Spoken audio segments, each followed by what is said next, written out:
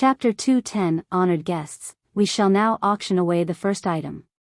What this hidden item is, I will reveal it to you now. With that, the old man extended his arm to grab the cloth and abruptly tore it away to reveal a small vial bottle. Inside the small vial, a silver liquid glowed, lighting the entire stage with its light. The very first item is the Radiant Soul Healer. For the honored guests who are unfamiliar with this item, it is hard to come by medicine that has the healing effect of 100 high-quality healing potions combined. As its name suggests, it could not only heal physical wounds but it could also heal any soul damages to a certain point. The starting price of the miraculous once-in-a-lifetime item has the starting price of 50,000 gold coins. Minimum 5,000 increase per new bid. You may begin bidding.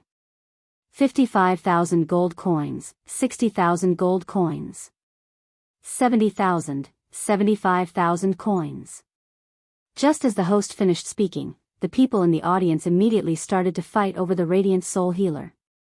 This potion was indeed superior in every way compared to the healing potion Michael brews.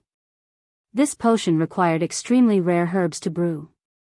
He could make more gold coins by selling normal healing potions than searching for these rare herbs, which was a waste of time in his opinion.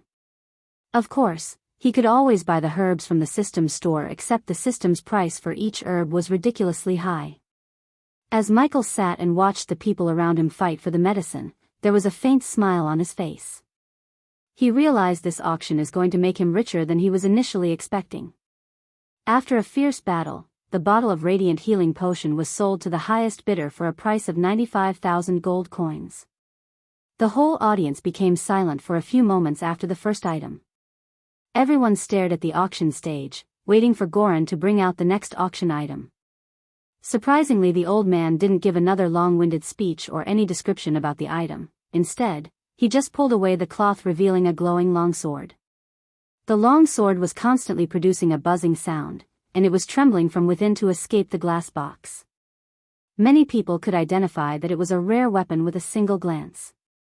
Any weapon that was above uncommon class was extremely scarce and expensive in the Elon continent because, in the Elon continent, there were only a handful of blacksmiths who reached 3-star or star levels above it. That handful of blacksmiths rarely sold anything they made in auctions like these, since they all tend to sell the weapons to only a certain people they wish to. Therefore it was very difficult for a rogue cultivator or one who doesn't have a powerful background to obtain a rare weapon. The last time Michael saw these weapons in action was at Nether Realm. They were quite powerful, yet he wasn't interested in them as the people sitting downstairs. This is a rare weapon, and the starting price is 100,000 gold coins. Each new bid must be increased by 10,000 coins. Do I have 110,000? 110, 120, 000 coins. The audience sitting downstairs kept bidding. Some people had earned quite a lot of money during many trade fairs around the continent, and they didn't have a rare weapon. Therefore, they wanted to buy one now. The auction house did, after all, have to consider everyone's feelings. If the entire auction was all about exceptional and precious items that only people in VIP rooms could afford, those people downstairs would only be bystanders. Hence, the auction started auctioning some ordinary items. It also served to make the atmosphere livelier. The special guests on the second floor were all quiet. They didn't pay any attention to the sword. They knew that the auction had just started, and the items shown at the initial stage would just be some ordinary items. The real deal would appear later. Noah, why aren't you bidding? Michael was surprised to see Noah, Alicia, the golden Babaru named Norvin, and Maisie, the little girl who tried to take Nightmare for herself in the Nether Realm. He felt Nightmare's body heat rising looking at the mirror in his hands. So they are also here, Michael thought.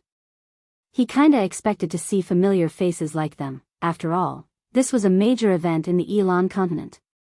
I don't want another rare weapon, Noah waved off Norvin. In the auction hall, a rogue warrior won the rare weapon for 200,000 gold coins. This was basically the standard price for an ordinary rare weapon. There were, after all, different qualities amongst all rare weapons. For example, a rare weapon forged by a 5-star blacksmith would be far more superior and powerful than a rare weapon forged by a 4-star blacksmith. There was nothing special about the next items, they were all some rare category spells and some ordinary pills. The auction continued for nearly an hour, but none of the special guests on the second floor had started bidding yet. On the other hand, the atmosphere downstairs had become heated. All the warriors were yelling and shouting their bids. People began to fight over item after item, especially for the ones that were rare and very hard to come by. Among all of these items, not a single one of them interested Michael or Noah. All right. All the previous treasures were mere appetizers. Next up will be the real deals. Everyone, please hold your breath, try and guess what this is. The host suddenly stopped speaking as his eyes swept over the audience. Almost as if everyone was one huge collective consciousness, the whole audience concentrated on the stand in front of the old man. Compared to the other stands, this stand took up a lot of space on the stage. The old man smiled, walking beside the stand. The old man looked small standing near the cloth-covered stand. The stand was at least 7 foot tall and 10 feet wide. If we received this item earlier, we would have promoted it just as we did to the epic class spells, the audience gasped. Through the mirror, Michael could see even the VIPs standing straight taking an interest in the item. He too wasn't an exception. There was a huge red cloth covering whatever was inside, making it so that no one could see what was underneath it. However, a huge protrusion underneath the cloth allowed many people to guess just what was being hidden. Everyone in the auction hall had their eyes glued to the red cloth-covered thing. As the old man slowly took the black cloth away, the hidden object underneath was finally revealed to the eagerly anticipating crowd. Underneath was only the pitch-black colored body of a magical beast that weirdly resembled the Tyrannosaurus Rex. A few of the closer and more observant guests could clearly see the small black wings on the back of the magical beast. This magical beast was just quietly lying inside the cage, completely still. Its body was about 9 feet long, 6 foot tall. This was when the beast was lying, not when standing on its 4 legs. If it was standing, it would be at least 12 foot tall. Don't tell me that this is the fusion stage magical beast. Fusion stage magical beasts actually look like this? It's clearly dead, but how could it still radiate arch energy?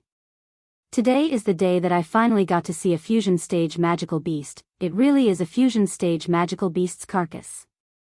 It seems like a blackwing saurus, human. We must get this corpse no matter what, he heard Gaia's voice through the earbud. She sounded extremely excited. Definitely someone from your end will get this. Just make sure you know who. He could tell she was suppressing her voice so no one near her would hear her. It was no secret to Michael that if a cultivator and a magical beast of the same stage fought, most of the time, odds were at the side of the magical beast because the magical beast has a tougher body, more resistance to spell damage, and innate abilities. Magical beasts were also very different from humans as they would usually stick to their own areas instead of strolling out and about. If they did come across any humans, those humans would surely die. He knew how powerful a fusion stage cultivator could be after traveling with Layla.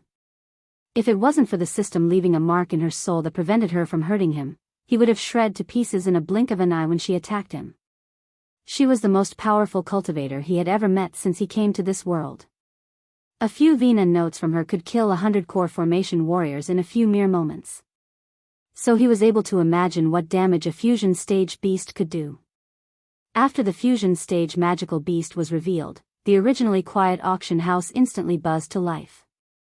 Everyone's gazes gathered on the fusion stage magical beast's body lying on the stage. The sounds of intense discussion and gasps of amazement overlapped ceaselessly. Among the people present, quite a few had lived for dozens of years, yet had never seen a fusion stage magical beast before now. Ladies and gentlemen, suddenly, the old man's voice spread throughout the entire auction house. After these words, the loud and chaotic auction house gradually calmed down. The old man standing on the stage smiled as he looked at the hundreds of thousands of people attending the auction and loudly declared, "Ladies and gentlemen, this magical beast in front of me is indeed the fusion stage magical beast Blackwingsaurus. Although it has already lost its monster core, it is still a treasure. I'm sure that everyone sitting here knows that eating a fusion stage magical beast's meat for a long period of time will not only strengthen your body but will also improve your cultivation speed. A talented blacksmith could forge powerful weapons and items using the skin and bones of the magical beast. Don't forget that consuming a potion or pill made using the parts of this beast would significantly decrease the chances of meeting bottlenecks in your cultivation journey. However, what I'm going to tell you next is what makes this magical beast truly special, including Michael. Everyone was on the edge of their seats expecting the old man's next words. Many people in this world had reached the end of their lives trying to break the bottlenecks between two cultivation stages. The chances of meeting bottlenecks after breaking through to the core formation stage were higher than any other stage. Because of this, many were stuck on the core formation stage, trying desperately to break the bottleneck to reach the next stage. Although the chances of stumbling upon a bottleneck at the core formation stage were higher, it doesn't mean there are no bottlenecks in the stages after core formation. The skin of this blackwingsaurus can withstand a tremendous amount of damage. Even our warriors and mages of the core strengthening stage couldn't cut through the skin, and they attacked with rare class spells and weapons. After hearing the host's last sentence, the originally calm auction house once again burst into a clamor. Everyone was staring intently at the fusion stage magical beast on the stage, filled with feelings of desire and greed. At this time, everyone imagined one thing: an armor made of blackwingsaurus skin that could make them nearly invincible before a freaking core strengthening stage cultivator. Chapter 211. The very next moment, the host's voice resonated through the air once more. Right now, the blackwingsaurus will be auctioned. The starting bid is 300,000 gold coins. Every time a new bid is proposed, it must be at least 10,000 gold coins higher than the previous bid. I bid 310,000 gold coins. As soon as the host finished his declaration, a bid was immediately heard from one of the VIP rooms. 320,000 gold coins. A voice from another VIP room declared, 330, 350, 000 coins, 400, 000, one after another. Frighteningly high bids rang out from the VIP rooms in the auction house. Currently, none of the people sitting in the general area of the auction house could interject. If one wanted to purchase the blackwingsaurus, they not only had to have enough money, they also had to have a certain amount of strength. Otherwise, as soon as they left the auction house, the blackwingsaurus would get stolen from them. That's why the people fighting over the blackwingsaurus right now had to have reached a certain level of power, and were not at all concerned about it being stolen from them. 500,000 coins. The fight over the blackwingsaurus was extremely intense. In just the blink of an eye, the price had already risen to the astronomical value of 500,000 gold coins. Moreover, it was still rising, without showing any signs of stopping. 600,000 gold coins. This blackwingsaurus will be our Foxlows. If anyone dares to fight us for it, they'll make the entire Foxlow clan their enemy. A deep voice echoed from one of the VIP rooms. Its tone was extremely arrogant, and it was evident that the person was determined to win. Foxlow clan, as in Kingdom Dreidel's Foxlow clan? It's actually the Foxlow clan. They're Kingdom Dreidel's #1 clan and are extremely powerful. Even the Kingdom Dreidel's lord is extremely courteous to the Foxlow clan. I didn't think that they'd come to attend this event. Hearing the words Foxlow clan, the auction house immediately buzzed with conversation. Although the Foxlow clan was not a superpower of Kingdom Dreidel, their relationship with the King of Dreidel and the important noble families of Dreidel gave them enough power to become an influential house there. Huh, Foxlow clan's people, you can't say that. This place is an auction house. No matter what, it will go to the highest bidder.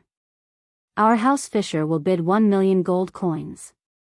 This blackwingsaurus will be ours for sure. A slightly aged voice rang out from the opposite VIP room in response to the Foxlow clan member. Isn't the House Fisher a power from royal land? The House Fisher is extremely low profile. Even the royal family of royal land avoids clashes with House Fisher. Yeah, I remember a few years back, one of the rich, spoiled princes offended a young miss of the House Fisher, and the prince was mercilessly beaten by the Miss bodyguards.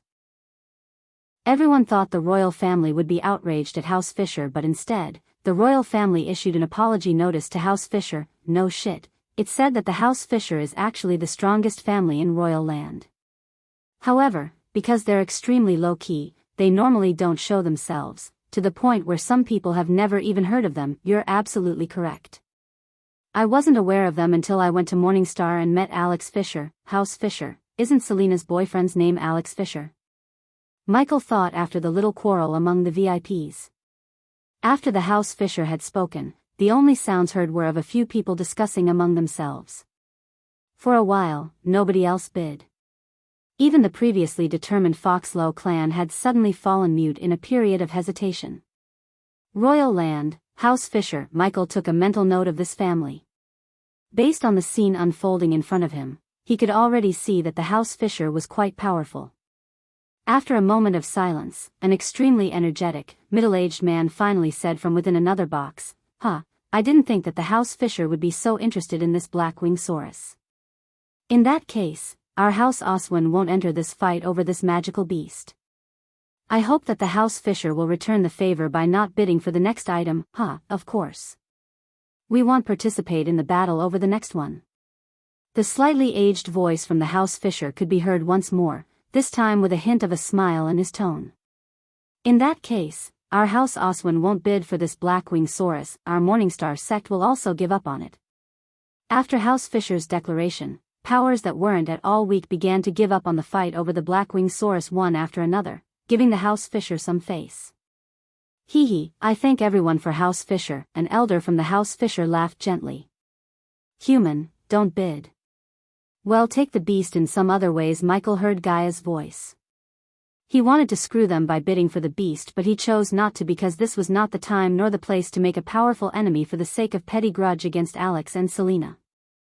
Besides, as Gaia said, they could always steal the black-winged saurus from them. After everyone stopped bidding for the beast, the black-winged saurus was given to the House Fisher for the successful bid of 1 million gold coins. We shall now proceed to auction the next item. Bring it up. This time the old man lifted the cloth to reveal an old worn-out spell scroll. This is one of the epic spells you've all been waiting for. This spell will let the caster conjure a storm around the position of the caster. The storm will last for 2 full minutes. It can obliterate even a group core strengthening cultivators and heavily wound a soul refining cultivator. The people in both downstairs and the VIP rooms gasped in shock as the host continued, for the obvious reasons. We cannot let one of our mages cast the spell. But you can imagine its power from what I just said. For 2 whole minutes, you'll be a god of thunder. The starting price is 500,000 gold coins, with each minimal bid being 20,000 gold coins more. As soon as the host finished talking, a frightening amount of prices started to be called out from the audience. Perhaps it was because this was one of the epic class spells. Everyone started to battle it out even more intensely than before they did for the black-winged saurus. Quickly, the original price of 500,000 had reached up to triple its amount. 5 million, 6 million. In a few moments, the price of the spell had reached a price of 6 million. Hearing the endlessly increasing price of gold coins, the seated Michael couldn't help signing. His total wealth was only 5 million, but these families were willing to spend millions to acquire a spell scroll. Even if he wanted to get this spell, now he simply couldn't. The House Oswin bids 65 million, the Foxlow clan bids 7 million, the Golden Valley bids 73 million. The prices continued to increase as many sides continued to fight bitterly over this spell, and they increased the bid by more than 20,000 gold coins each time.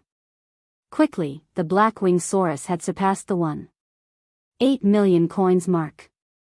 The Foxlow clan bids 9 million gold coins. Immediately the Foxlow clan offered the high price of 9 million gold coins, making many gasps for air in shock. An epic spell was extremely rare in Elon continent, and any single epic spell could make a cultivator dangerously powerful even if the cultivator wasn't at higher stages of cultivation. Even the superpowers in Elon didn't have more than a couple of epic spells under their belt, and adding one more than their rival would always give them the edge. Hence, the superpowers went all in for the spell. Before the auction house could resume its price war, another voice called out, "The House Oswin bids 2 million. The House Oswin had one-upped the pressure on the Foxlow clan. Bang!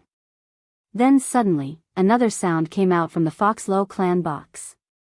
Michael saw there are a total of 5 middle-aged men and an elder sitting in the Foxlow clan VIP box. One of the middle-aged men dressed in a white robe heavily slammed his fist on the wooden table in front of him, creating an indent in it. "House Oswin, you dare to compete with us, the Foxlow clan?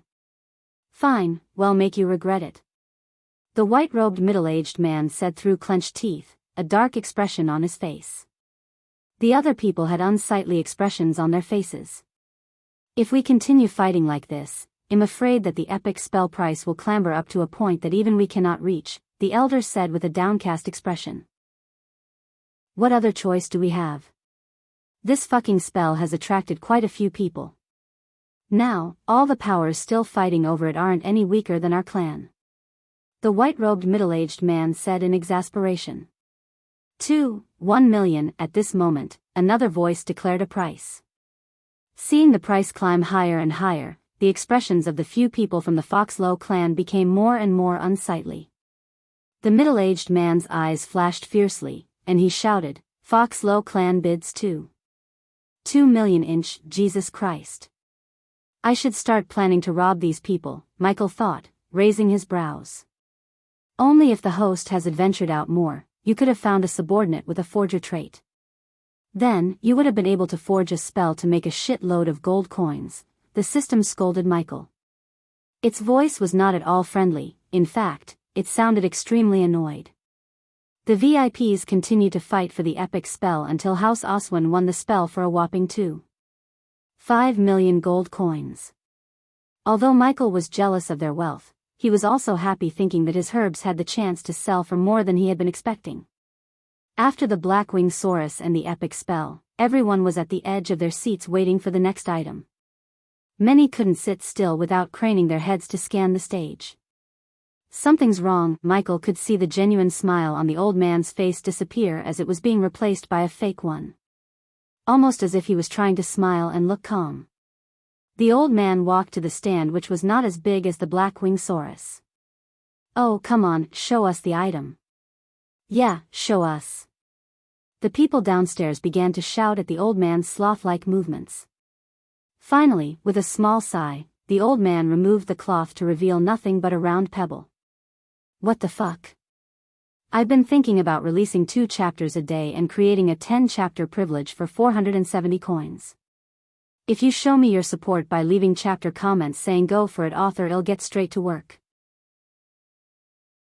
Chapter 212. When everyone looked at the round rock, they were taken aback by surprise because it radiated only the amount of energy a normal rock on the streets would. The rock had a grayish outside, and no matter how close the people looked at it, they couldn't guess what's special about the rock. "A demon soul," Michael the system said with a sliver of surprise in its voice. "A demon soul? This world has demons too?" "No. A demon is an extraterrestrial being. The system's level is too low to explain the origins of demons." "Thought so," he sighed. However, acquiring this item would earn the host a demon subordinate with 100%. Michael's previously disappointed face lit up brightly by the system's words. Yet, he was with the system long enough to know that there must be a catch behind this tempting offer. He couldn't sense any traps from the system's voice, but he knew for sure. "Of course, you have to pay the system to bring the demon's soul back to life from its long slumber." I'm not even a bit surprised. "Just name the price, 15,000 badass points, so that rock is really a demon's soul?" He wasn't surprised about the price, but he was still surprised about the fact that stone is a demon's soul. "No. That's just a rock from space. The demon's soul is inside the rock. Only the system is capable of extracting the demon's soul from the rock and bringing to life," the system proudly said, as it almost sounded like brag to Michael. "It's so cliché, you know." A useless-looking thing in the auction ended up being the most op thing. It's not cliché if no one in the entire world, including the main character, couldn't use the item. You think I'm the main character in this world? He chuckled. With the system, it's the host's choice to be either a hero or a villain to this world. Now go and get the demon soul. Geez, you're so demanding. He exited the system with an amused smile. Looking at the rock on the stage and recalling the system's words about 100% loyal subordinates, he felt extremely excited as he rubbed his palms together. Everyone, our appraising team has found that this is a primordial rock. As most of you know, anything that dates back to billion years is called primordial, also known as the era of gods. Anything that belongs to that era is extremely valuable and powerful. Although you're only witnessing a sliver of energy radiation, our appraisal team is confident that with enough time, one can bring out the true potential of this primordial rock. So you guys found nothing? Someone from downstairs shouted at the host. I never heard someone try to make a rock sound so special. Gaia, go for the rock. He put his hand on his right ear, ordering Gaia to bid on the rock. The fuck are you talking about? That's just a fucking rock, she growled, but she focused all her senses on the rock to see if there's something special about the rock. So did Nightmare. Alright, if you're interested in that rock, it must be special, though I don't see anything special. But why aren't you bidding? Because I'm in a VIP room. If I bid on the rock, the other VIPs would think it must be something special and start bidding, but if someone from the downstairs bid, they wouldn't go for it. Plus, they would think you're just stupid and you are. Nightmare placed his little mouth near Michael's ear and spoke. I'll strangle you, lizard. The starting bid for this primordial rock is 20,000 gold coins. Each new bid must be increased by 500 gold coins. The old man himself wouldn't buy this rock. However, it came from the personal collection of Julius, so he believed it must be something special. Fuck it, 25,000, Gaia shouted from downstairs. Huh? Who is this girl? Why is she bidding on a rock? Gaia tried not to react to the comments coming from all directions. She noticed the host himself raising his brows for a second before wiping off the surprised look from his face. 30,000, surprisingly another gentle yet cold voice sounded from one of the VIP rooms. Michael frowned as he recognized this voice in a blink of an eye. Who is that? Nightmare asked, looking at the white-clothed beauty in the mirror in Michael's hands. Alicia, 35, Gaia shouted, gritting her teeth. Just like Michael, she too recognized the voice. Gaia wanted to jump out of the auction and strangle Alicia to death because by bidding from the VIP room, she just spoiled their plan. The host must get the item from himself before someone messes with the rock. Any energy disruptions would kill the demon's soul inside. Alicia, why are you bidding on that rock? Noah asked while Gaia and Alicia were fighting for the rock. Something tells me that's not a normal rock. Stop, that's just a rock, Noah said as Michael heaved a sigh of relief. Noah wasn't wrong about the rock. The system itself told Michael that only it could bring the demon's soul back to life from the rock and no one else could do it. If Noah started bidding for the rock, it would have shaken Michael's core because it could mean that Noah too has a system. However, now Michael was absolutely positive that Noah doesn't have a system. Someone else having a system would have screwed Michael's plan big time. 45,000, this time it wasn't Alicia or Gaia who bid but someone from the house Oswin. This was why Michael didn't bid, as the VIPs were starting to bid for the rock. The noble houses like Oswin were too rich, as they could spend even 100,000 or more gold coins to buy the rock just to make sure whether it's something special or not. Alicia, don't bid for the rock. We are thinking about recruiting someone from the Oswin family to the Guardians, so I would prefer if you don't offend them for a simple rock. Michael's face darkened, realizing they are going to hike up the price. However, he couldn't simply let go of this item. He prepared to go to any lengths to get an item that was recommended by the system. You will pay for this, bitch, he gritted his teeth, looking at Alicia in the mirror. 50,000, Gaia raised her hand. After House Oswin began to bid, no one dared to laugh at the bidding anymore. Except for the host, who was standing on the stage with a wide grin on his face. 100,000, the elder from House Oswin doubled the bid as the people gasped again, shocked by their wealth. 105,000, Gaia was infuriated but never doubled or passed the 5,000 gold coins mark. 150, one could say that the elder is starting to be annoyed by Gaia. Girl, stop bidding, you're not going to get that rock, one of the elders from House Oswin's VIP room laughed at Gaia. Old fucker, I'm going to get that rock and shove it up your grandma's ass. For a moment, everything stopped moving after her words resounded through the hall. The people were dumbstruck as their jaws almost dropped to the ground. What are you doing? Michael quickly asked. He was struggling to decide whether to laugh or knock her on the head for her bad mouth. I know these fucks, let me deal with this. She hushed Michael as he decided to let her take the lead with this. He knew she could take care of herself, and after getting the rock, they could just teleport away from Ice Fair. Considering there was a no fight inside the auction manor rule, House Oswin had to wait for them outside, but she could just change her face to escape their wrath. Unless House Oswin brought a soul refiner or anyone above the soul refining stage, no one could see through her mask. How dare you! The elders of House Oswin shouted as loud as they could in boiling anger. Their faces turned blood red as Michael saw one of them punch the table in front of him to pieces. 155,000. Gaia placed her bid, ignoring the shouts. Girl, what are you doing? They are going to kill you, an old man sitting beside Gaia warned her. Oh my god, who is this girl? She's dead. No one disrespected a noble house like that in public like this. They are going to kill her. Yes, this is why I love auctions. Some felt afraid while many felt excited thinking about the upcoming killing. That girl is just a body refining stage cultivator. Why did she provoke them like that? 100 and SI so you old fucks want the rock for yourselves to shove it up your old asses? Before the elder could place the next bid, Gaia interrupted his words by provoking them. Again, the whole hall went into death silence. I'll kill you.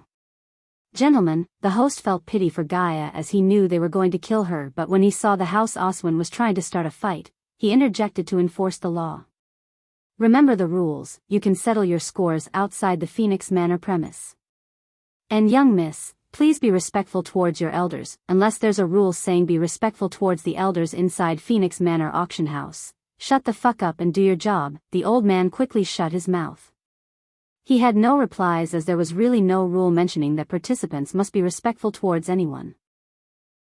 Again, they never came across provoking like this in the past. 155,000 once, you are dead, you hear me? You are fucking dead, an elder screamed from his room. 100 you must love shoving rocks up your asses so much. Just when the elders were about to place the bid, she provoked them again. 155,000 twice, shut up old fucks or I'll keep dragging your fucking family's respect through the mud. She stood up from her chair, showing her middle fingers at House Oswin's VIP room. She then turned her gaze at the host. What are you waiting for? Sell the rock to me before I find a stick to beat your old ass. Chapter 213, 155,000 going thrice. Sold to the girl with number 21. Finally, Michael heaved a sigh of relief. If it wasn't for the mask, what Gaia did would have brought a calamity upon them. Thanks to the system, she only had to get the rock from the auction house, change her face somewhere private, and simply walk out of the auction house with him. Good, we will take the primordial stone from her dead body after our men took turns with her, not before I fuck all your women to death. Without even standing up, she just showed them the middle finger looking at the rock on the stage. Who is this girl? Noah, I think you found your match in provoking nobles, the golden Babaru. Norvin laughed. For a change, it's not going to be us running for our lives, Alicia said coldly. I've never seen a stupid girl like her before, Norvin said, munching on an apple. Unless she has a way to escape, Noah didn't think of the foul-mouthed girl as being stupid. On the contrary, he could sense she definitely has a way to escape. The next item we are going to reveal will be something that you can buy nowhere else. This is a must-buy for alchemists, but it doesn't mean warriors have no use for them. On the contrary, any alchemist regardless of their star rank could create miraculous pills and potions with these. The old man slowly pulled the red cloth of another stand to reveal a basket with silk apples and various rare herbs in it.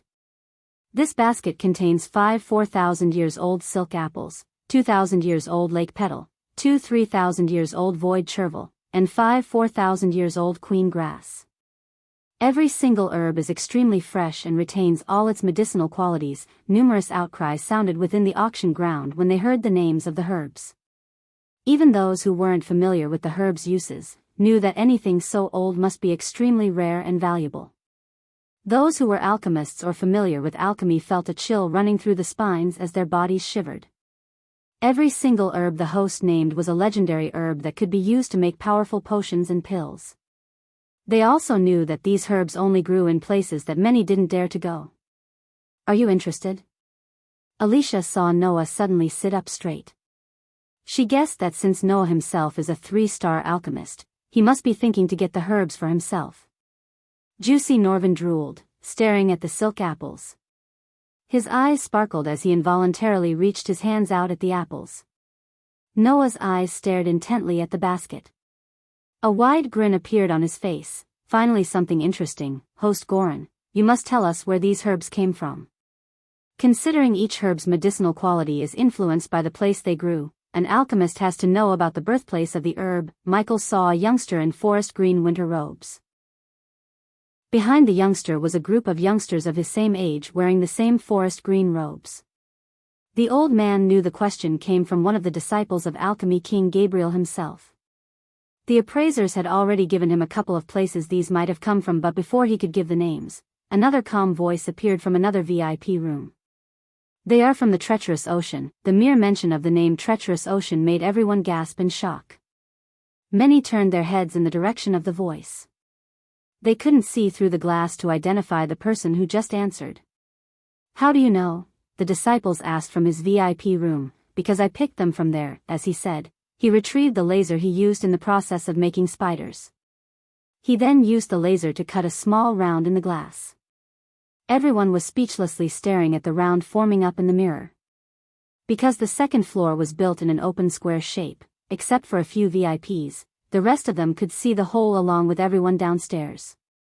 Soon, a little dragon came through the hole carrying a silk apple in its claws. It flew straight to the stage where it hovered above the old man's head.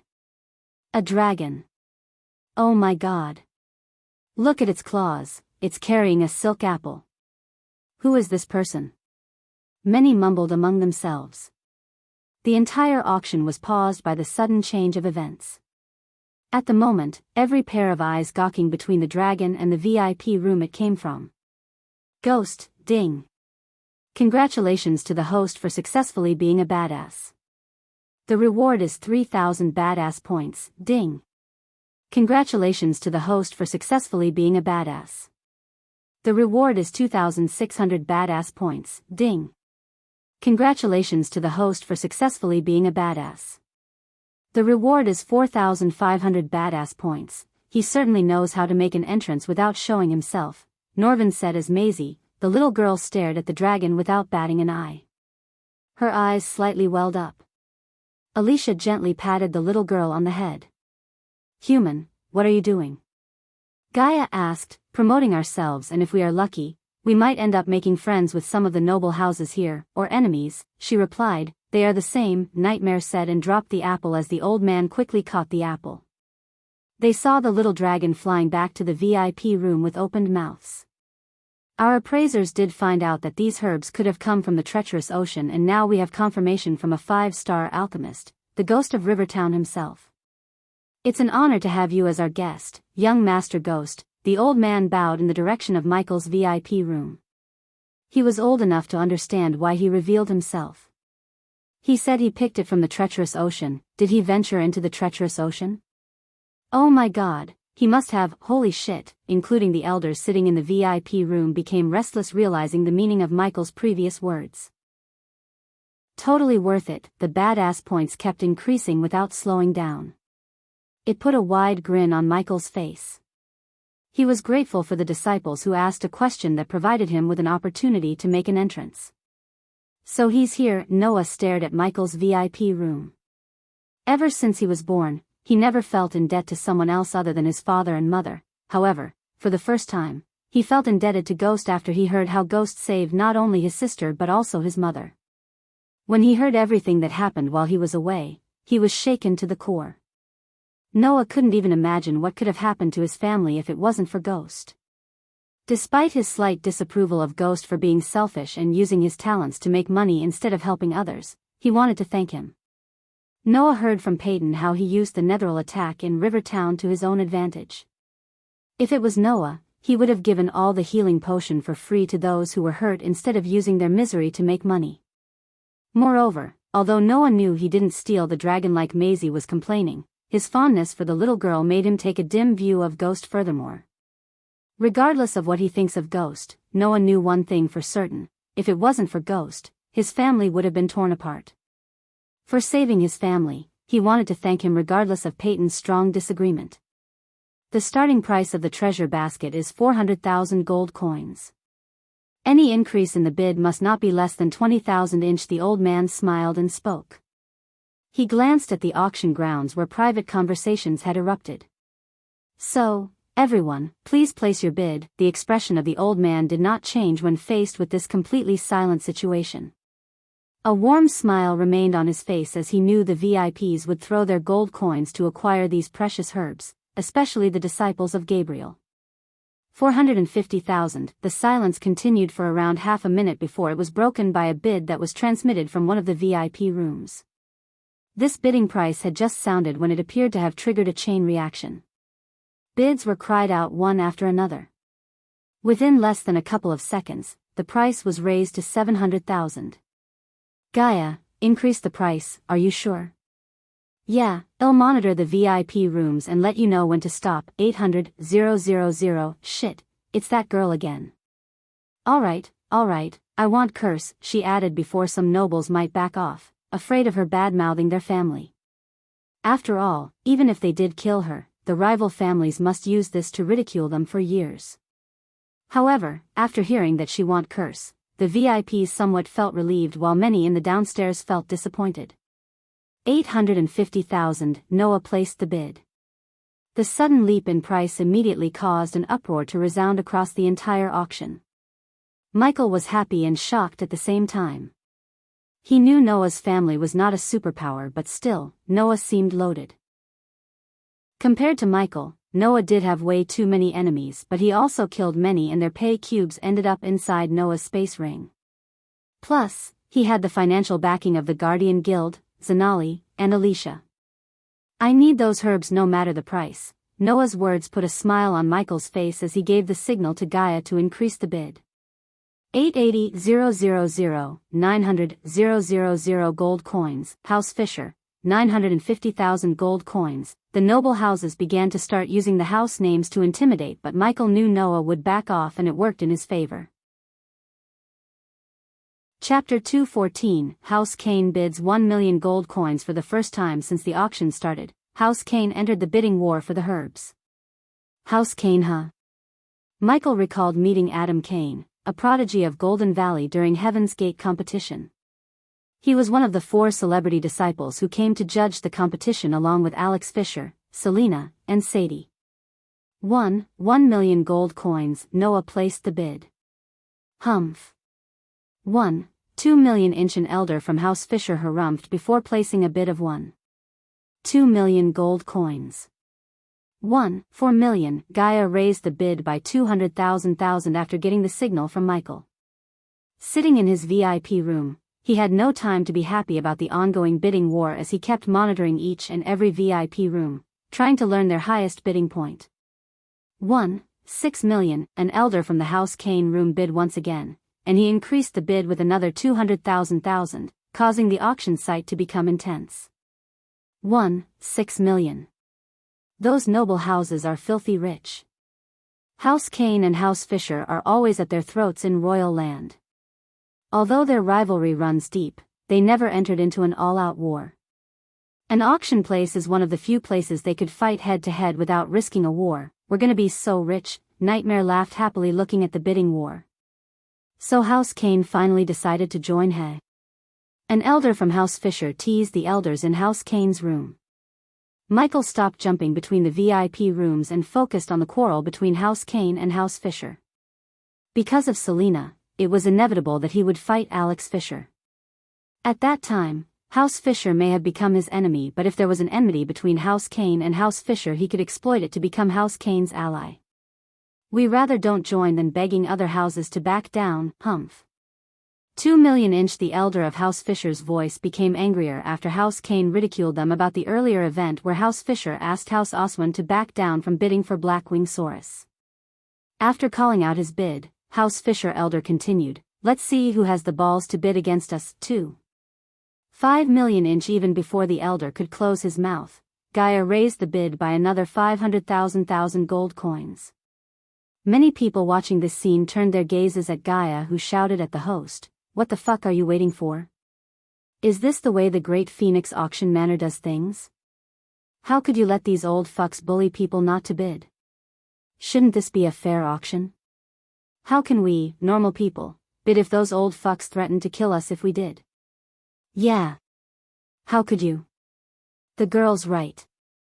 The Phoenix Auction Manor should condone actions such as this. Almost everyone in the downstairs started to yell and throw their shoes at the old man. Seeing this, the old man's friendly smile was replaced with a cold expression. He immediately said, "Attention, friend from the House Fisher, this is a fair auction, you can't disturb other people's decision." Usually, the Phoenix Auction Manor would let the noble houses fight or bully others because the Phoenix Manor valued gold coins more than the happiness of people downstairs. End of the day, bullies brought more coins than the bullied. This was the first time a girl from the downstairs almost riled up the crowd to this point. House Fisher bid 3 million. As the elders did not hear the old man's words, they placed the next bid, but the people downstairs were somewhat calmed down. After seeing Gaia returning to her seat, many followed her lead to continue to enjoy the bidding war. We have a 3 million bids. This is a once-in-lifetime opportunity. If you miss it, you're going to regret it for the rest of your lives. Does anyone have a higher bid? The old man asked. When he found out that no one else wanted to bid any higher, his face contained a smile. As a qualified auctioneer, he clearly knew that this basket full of legendary herbs and silk apples would at least reach 5 million. But, because of House Fisher's threatening words, no one else dared bid further. This really pissed the old man off. Since no one else is bidding, he'll now announce, the Shangguan clan wins this for 4 million. Before the old man could finish speaking, a calm voice sounded out from Noah's room. The old man was startled for a moment, then he immediately showed a joyful expression. Damn! Who is that person? He directly ramped the price up to 4 million, incredible. I think it's Noah who bid just now. That youngster is incredibly overbearing. Not only has he offended Aragoth and few other major powers, but he's also now going to offend the House Fisher, some who recognized Noah's voice said as his words spread across the entire downstairs. He doesn't give a shit about them as he's now a member of Guardian Guild. The audience was agitated, especially when they found out that the person who bid was that young man, Noah. Huh, good. VIP number 3 has just bid 4 million. Does anyone else have a higher bid? Anyone? The old man was laughing out loud, and his mood was instantly lightened. Within private room number 3, Noah was calmly sitting on the sofa. He didn't want any conflict to arise with House Fisher. He could let go of anything else, but not this basket of valuable herbs. The audience burst into an uproar. The entire auction hall was filled with gasps of shock. It was hard to imagine how furious House Fisher was right now. Many noble houses had just backed off, but now there were 2 reckless youngsters who stood out and fought with them. Humph. 5 million. The elder from House Fisher snickered coldly. As a superpower and proud noble house of royal land, it would be really embarrassing if they lost to either this young man or the young girl sitting downstairs. Therefore, he increased the bid by 1 million. 5 million.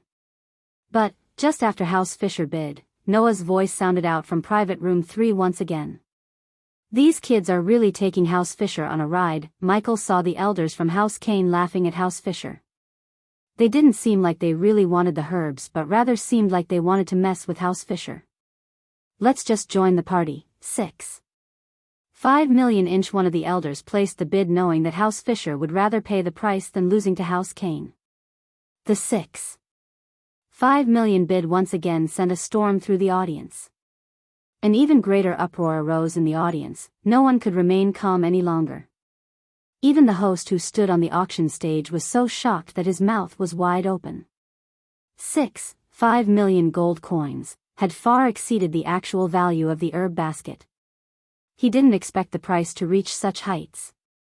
Right at this moment, Noah and the young girl's image had become huge in his mind. He was starting to fall in love with them. As an auctioneer, if he could make the price of an item exceed the actual value, he would be able to get a huge reward. 5 million, insane. This girl is insane. 7. 5 million gold coins, how can she be so rich? And why is she sitting with us instead of in one of those VIP rooms? 9 million, Noah silenced the crowd with his bid. While looking at Noah's body language, Michael couldn't be 100% positive that he would go for higher bids, therefore, he ordered Gaia to stand down. Michael didn't want to push his luck. It's called being filthy rich. Looks like Noah is going to get these herbs no matter what, and he doesn't even care that doing so is the same as offending the house fisher. I wonder if the house fisher will make an even higher bid. I don't think so.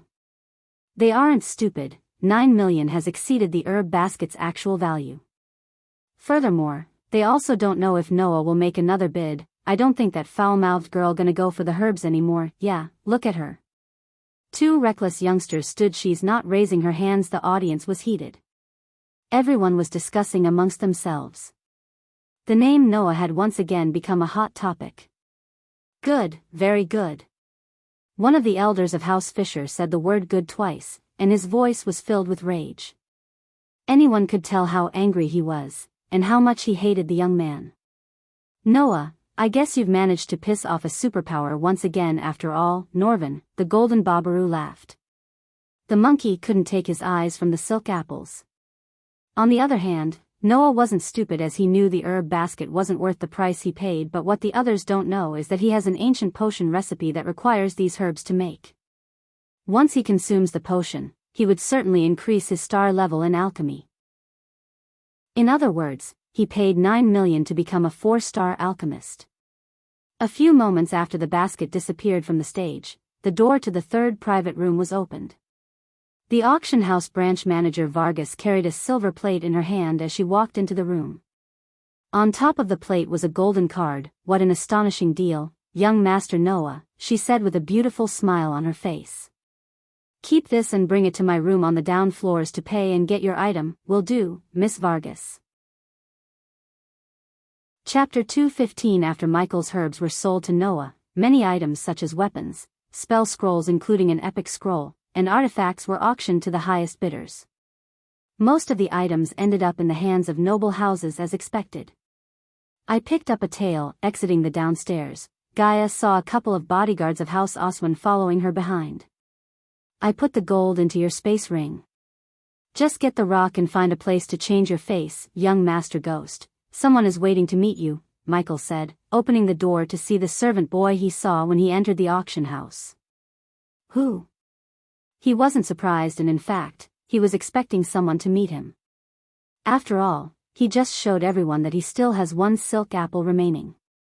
The servant boy then took out the silk apple he gave to the host a while ago. The boy's hands were shaking as cold drops of sweat appeared on his forehead. He tried his best not to make any sudden movements. It was obvious that the boy was terrified of Nightmare regardless of Nightmare's cultivation level.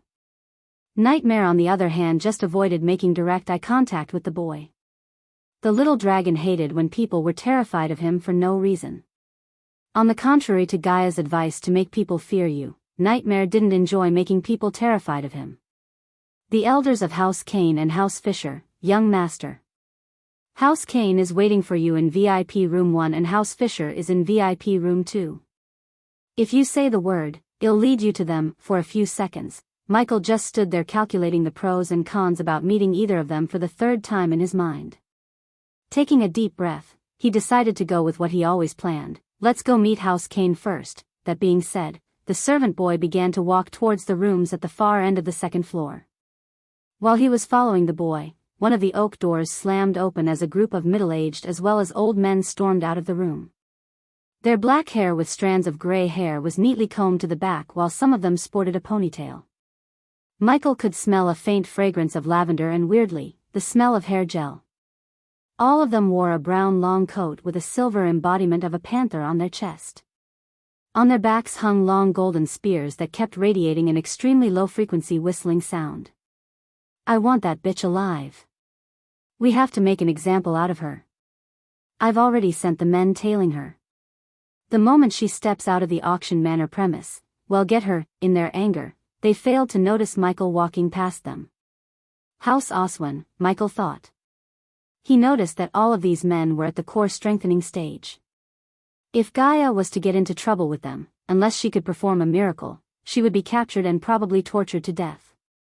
Good thing, she had the mask to change her face wherever she wanted. All she had to do was find the lattice restroom, change her face, put on new clothes, and walk out of the room as a new girl. "They're really pissed," Nightmare commented, staring at the disappearing figures. Gradually the sound of their boots hitting the wooden floor lessened. The servant boy didn't dare to comment on the scene as he silently led Michael to a door that had a beautifully calligraphed number 1 was drawn on. The door was just opposite of the door that had number 2 drawn on. "Young master," the boy halted his steps, gesturing at Michael to enter the room. "Keep it." Michael retrieved a pouch with a few gold coins in it before throwing the pouch to the boy. Just the clinking sound of the gold coins was enough to make the nervous boy smile in excitement. "Thank you, young master," the boy grinned ear to ear as Michael entered the room after giving a gentle pat on the boy's shoulder. When he entered VIP room number 1, he was welcomed by 3 elders who had the looks of an old man in his early or mid-60s. A wide fake smile was plastered on their faces. Behind those 3 elders stood 7 bulky bodyguards. The bodyguards were armed to the teeth as Michael couldn't see a part in their body that hadn't been covered by metal. Anyone with a little battle experience could tell this much armor would restrict movement speed, especially since the wearer was just at the core formation level. A naked eye could only see 10 people in the room, but Michael could see with his environmental scanning on top of his eyes. His scanning revealed that there are 5 more level 10 core formation beings hiding in the dark corners of the room as well as above him. Nightmare also noticed these hidden beings. "System, you know the drill. If something goes wrong, buy a teleportation scroll and activate it." The host means buy 2 teleportation scrolls, right? One to teleport the host to subordinate Gaia and another one for teleport the both of you out of here. "She can change her face and get out of here," he telepathically said to the system. "Master Ghost, it's nice to finally meet a gifted youngster like you." Walter Kane of House Kane, the old man with a scar across his left eye, greeted Michael with a wide smile. "This is Edison and Martin, my fellow elders of House Kane." He repeated the words, House Kane, with a sense of pride and glory. Edison and Martin looked like typical old men in their 60s, nothing special about them except for the shiny letter K embroidered on their chest. Michael shook each elder's hand firmly as they gestured at him towards the sofa. "Nice dragon," Elder Edison said, staring at Nightmare. His greediness could be seen in his eyes, yet the greediness quickly disappeared when his eyes fell on Michael. "Yeah, got him from Nether Realm." "So, elders, although it's nice to see figures such as yourselves of a proud house, I can sense there's something you wish to talk about, not a person beating around the bush, eh?" "I like it," Elder Martin chuckled approvingly towards Michael's attitude of straightly getting into the business. "We do have something we wish to talk to you about. But before we do that, we'd like to know more about what you said earlier, especially the part where you got the herbs from the treacherous ocean." Although Elder Walter had the decency not to show his doubt on his face, Michael could see the elder's doubt as clear as a day in their eyes. "If you're thinking how the hell did a core formation guy like me survive the treacherous ocean, I didn't, at least not alone. I had the help of a fusion stage cultivator." His words immediately shocked the elders as Michael continued, "I cannot reveal his name as he likes his anonymity so much. Long story short, he wanted my alchemy skills inside the treacherous ocean in return for his word to protect me." He effortlessly lied through his teeth, but as any professional liar would do, he mixed a small amount of truth into the lie to make it believable. "A fusion stage cultivator," elders mumbled. After Michael's lie, the elders slightly leaned forward instead of leaning on their back as a sign of fear and respect, because anyone with a fusion stage cultivator as his friend must be treated with respect. The elders did know he might be lying or telling them the truth. Either way, they didn't want to get on the wrong side of this young man.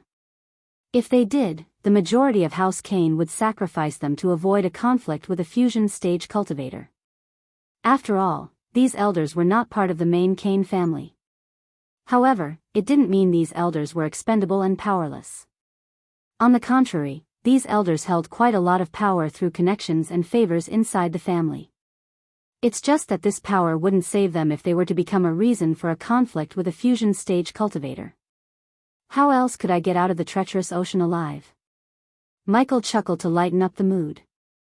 The elders and the bodyguards also laughed with Michael. I wonder if the house fisher will also have doubts about my adventure into the treacherous ocean, he asked, playing with Nightmare by gently rubbing the little dragon's head. Well, we can find out when we meet them next door. Nightmare's words caused the elders' smiles to vanish from their faces in a blink of an eye. They are waiting for you? Elder Walter asked, leaning forward. His usually calm face now seemed tensed. Yeah, but I chose to meet House Kane first. So elders, why am I here? After the elders realized that the house fisher might be looking to meet him for the same reason they did, they chose not to waste any more time, asking irrelevant questions. We want to buy the silk apple and any herbs you still have, if you have any, Elder Walter said after Elder Martin. I do have 2 more silk apples and a few more herbs. I'll give them to you, but I don't want gold coins. His answer didn't put a smile on their faces. Instead, it made the elders frown. What do you want? Elder Walter asked. I want to be House Kane's friend. As you elders know, my growth is already making me quite a few enemies. I prefer to have more friends in powerful places rather than enemies. Surprisingly, Elder Walter grinned hearing Michael's words. In his old mind, he already decided to gamble on Ghost's future. Looking at Ghost's cultivation level at a young age, he was positive that Ghost would break into the half-immortal stage or even immortal stage. If House Kane were to ally with him from this stage, it would be House Kane who would make a powerful ally. Besides, allying with Ghost first would prevent House Fisher from gaining an ally like Ghost. Chapter 216. Just by meeting House Kane first instead of House Fisher, Michael may have pissed off the elders of House Fisher. After what he witnessed in the auction, House Fisher didn't seem like a family that plays by the rules and accepts a fair defeat. It was kinda obvious that if he beat Alex in the upcoming tournament, he would get into the bad side of House Fisher. Think of this as a mutually beneficial relationship. Although I might not look like someone who could help the great House Kane, I think you elders know my potential. The elders were surprised to see him speak what's in their minds. If anyone else tried to become their friends by trading these herbs, the elders might not have accepted the deal, but when it comes to Ghost, they immediately decided to accept the deal. Don't worry, Master Ghost, House Kane always protects their friends and you are one of them. Elder Walter stood up, reaching out his hand for a handshake. With a grin on his face, Michael shook his hand again. He then took the silk apples and herbs. We have a bright future ahead, Michael said, handing over the herbs to Elder Walter. In return, Elder Walter flicked his wrist as 2 6-feet-tall silver banners with a huge K embroidered on the middle appeared beside Michael. Keep one to yourself and place one in your sect. The banner will let everyone know that you and your sect are under the protection of House Kane. This banner thing worked in favor for both Michael and House Kane. As Elder Walter said, it would protect Michael and the sect, but it also symbolizes House Kane's relationship with Michael. These elders were definitely playing the long game by offering the banner as well as gambling on Michael's bright future. After taking over the world to himself, he might consider giving House Kane a chunk of it because of this deal. He would neither forget nor forgive his enemies, but at the same time, he would also remember his allies.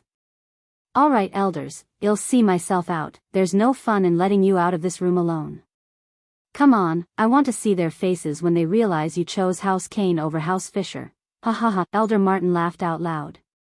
He put his hand around Michael's shoulder like they were best friends. Michael didn't mind it.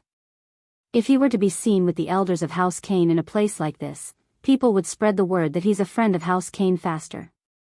Considering he would leave for the southern continent soon, he had to make sure his sect and the herbal garden stayed safe while he was away.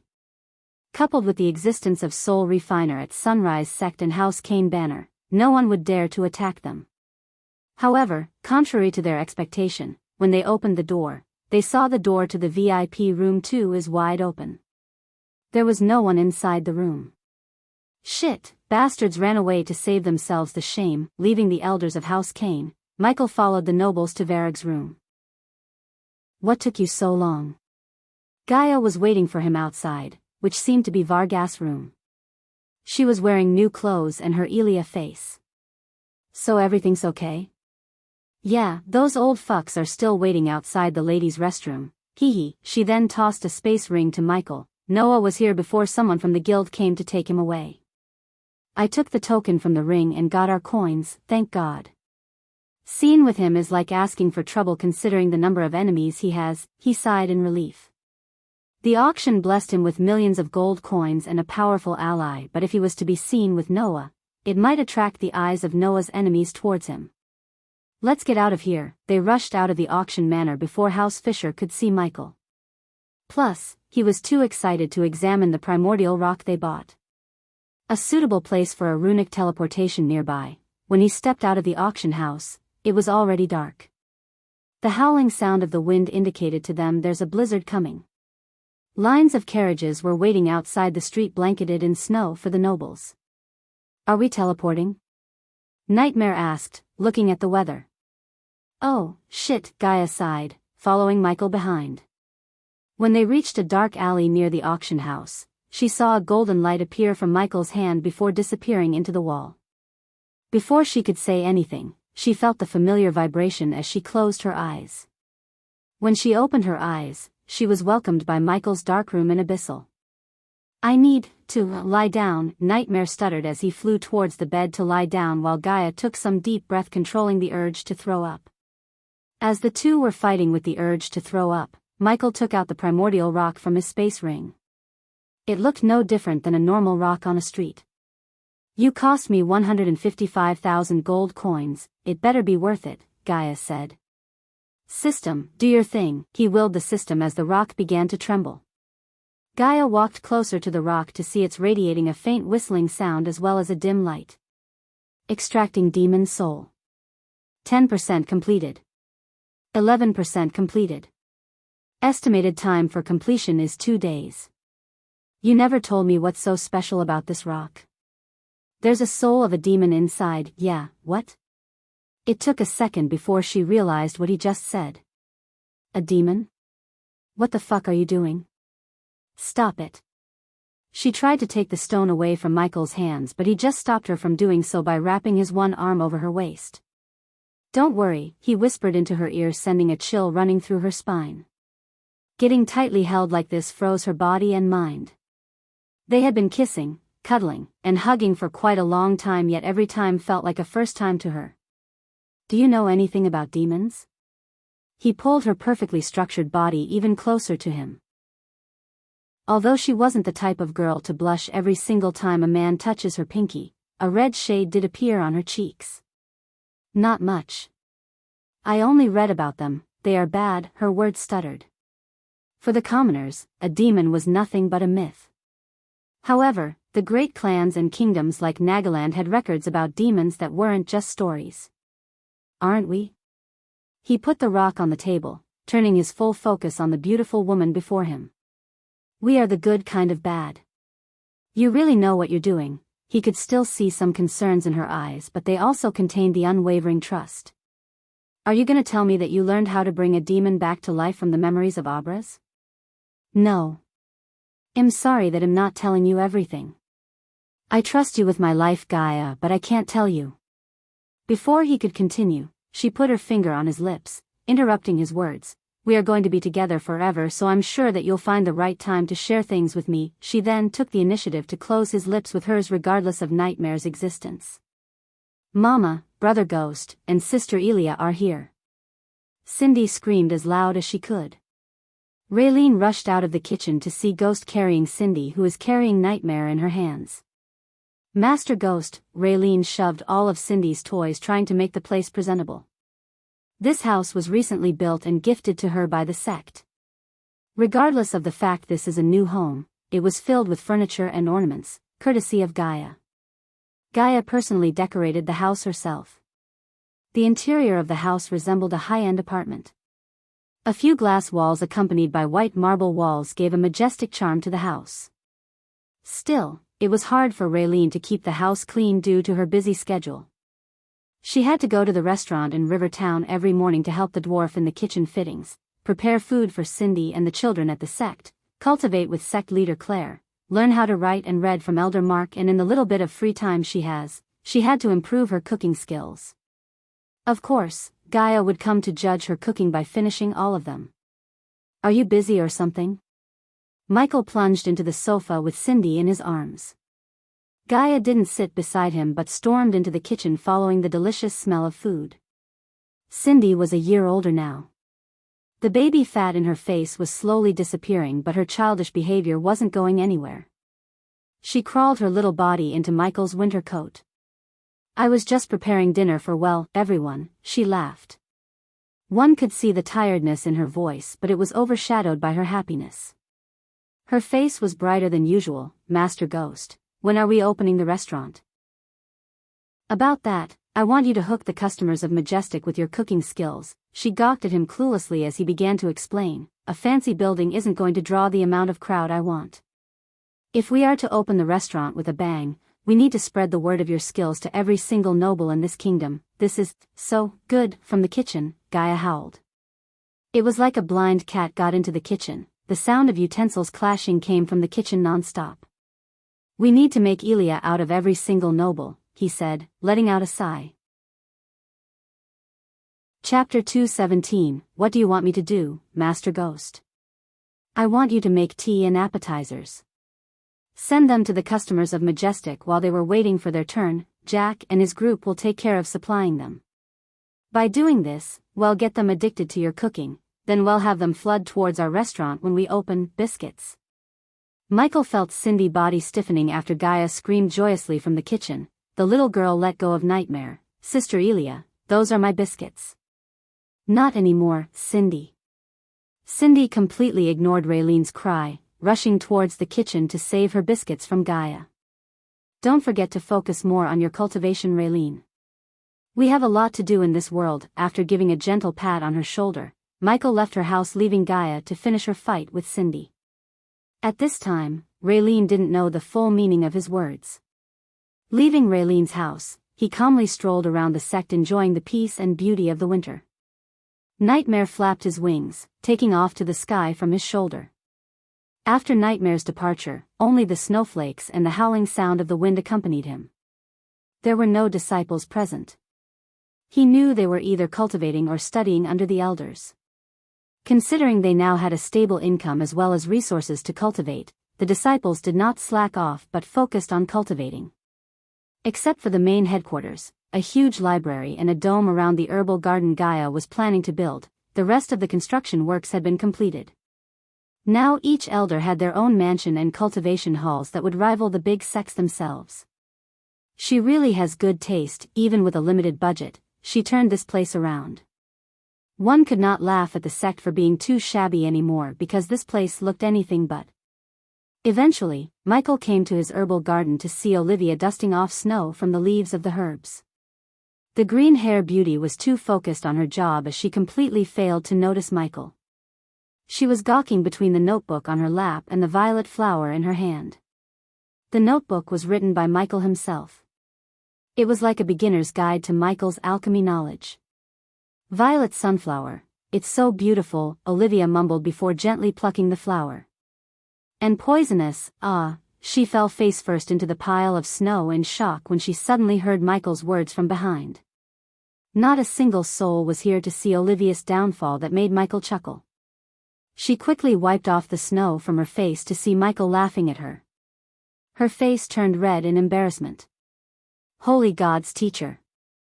You scared the life out of me." "I did, didn't I?" He helped her up from the pile of snow before taking the notebook from her hand. "Teacher, I thought you were in seclusion." Her embarrassment quickly vanished away when her thirst for knowledge overwhelmed her senses. She had too many questions to ask him after studying the notebook.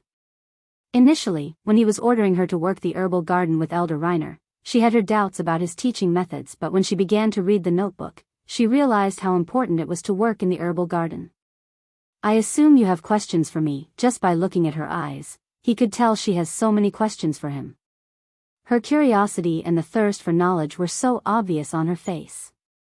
"Teacher, in the notebook, you mentioned that we should use Galvan stone instead of cockatrice tear in heat-resisting potion. Can you explain why?" "You know, heat-resisting potion requires Galvan salt, which is found in Galvan stone, right?" She nodded, "But Galvan stone is extremely rare, hence the potion is so expensive. Galvan stone is not the only source for Galvan salt, it can be found in cockatrice tear too. just in a different state. He grabbed a handful of snow from the ground. This is water in its solid form, we call this ice.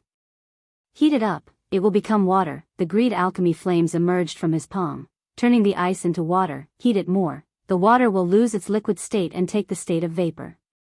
3 states but the same element. The same goes for Galvan salt. In Galvan stone, the salt is in its solid state. In cockatrice tears, the salt is in its liquid state.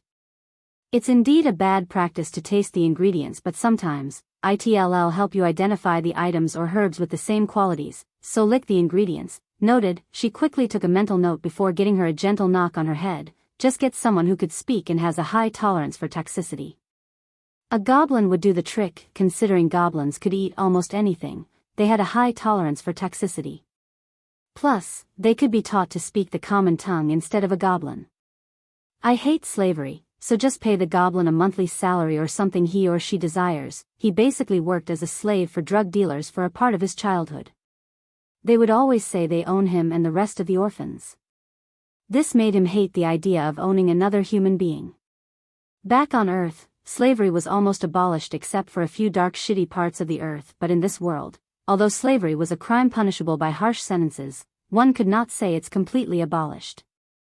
There was always someone secretly trading slaves for nobles for their sick pleasures. The law against slavery was only for people of the northern continents, which were Elon and Azer. Slavery was completely legal in the northern continents if the slaves are from the southern continent, also known as Midras. Michael only saw the glimpse of the slave trading between the northern and southern continents through what happened to Arius' brothers. What they did to those brothers was beyond cruel.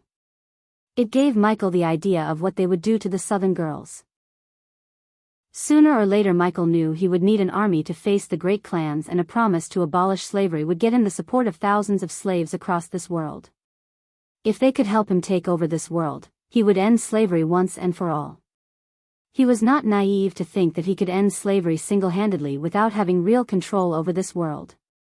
For now, all he could do was not be the master of any slaves. Although he would have to sacrifice or bend some of his moral codes in the path to conquer this world, he would always try his best not to become the things he hates. Let's talk and walk. He continued to stroll around the herbal garden, answering her questions one by one. After answering every question she had, he understood which parts she must focus more on. He gave her a short lecture as well as another notebook containing more questions and assignments for her to do while he was away. Teacher, are you going into seclusion again?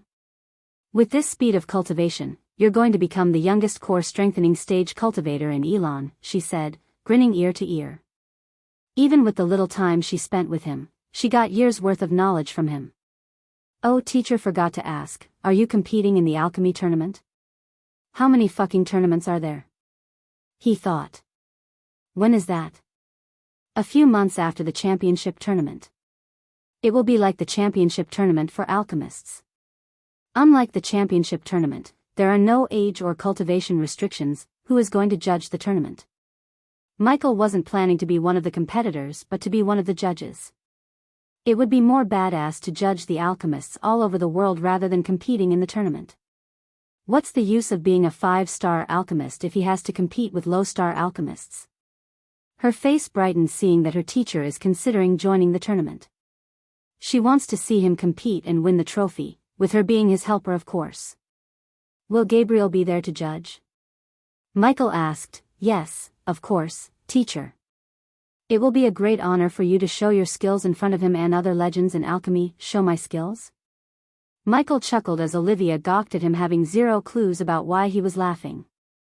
If Gabriel will be there as a judge, so should I. It will be a good place to show who the real #1 alchemist of Elon continent is. Chapter 218. Leaving Olivia in one of the goose houses that they built newly, Michael went straight towards Claire's home. From the outside, the mansion looked very elegant. It had been built with oak wood and had blue stone decorations. Large, triangular windows let in plenty of light and have been added to the house in a very symmetric way. The mansion was equipped with a modern kitchen and one large cultivation room and bathroom. It also had a spacious living room, 5 bedrooms, a small dining room, and a small storage room. The building was shaped like a short U. The two extensions were linked by a covered patio. The second floor was smaller than the first, which allowed for a roof garden on one side of the house. This floor had a different style than the floor below. The roof was high, triangular, and layered, and was covered with gray wood shingles. Two small chimneys sit at the side of the house. Large, skylight windows let in plenty of light to the rooms below the roof. The house itself was surrounded by a modest garden, covered mostly in grass, a few flower patches, and a small pond. The garden was completely blanketed by the snow while the pond seemed like a glass floor. Brother Ghost, two male disciples who were standing outside the entrance, greeted Michael when they saw him.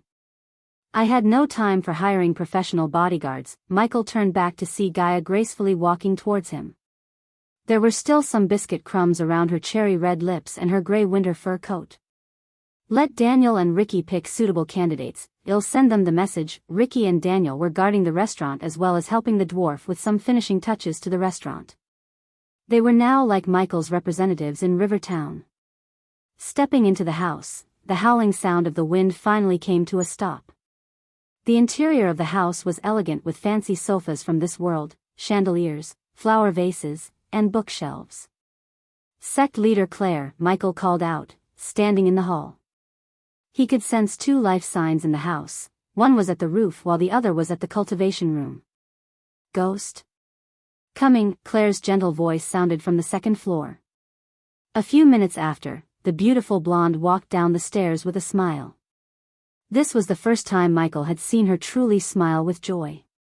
There was always a tinge of sadness deep within her eyes, but now the sadness was replaced by a fit of anger and motivation. Her cultivation stage surprised him a bit because, in a few months, she had reached the body-strengthening stage.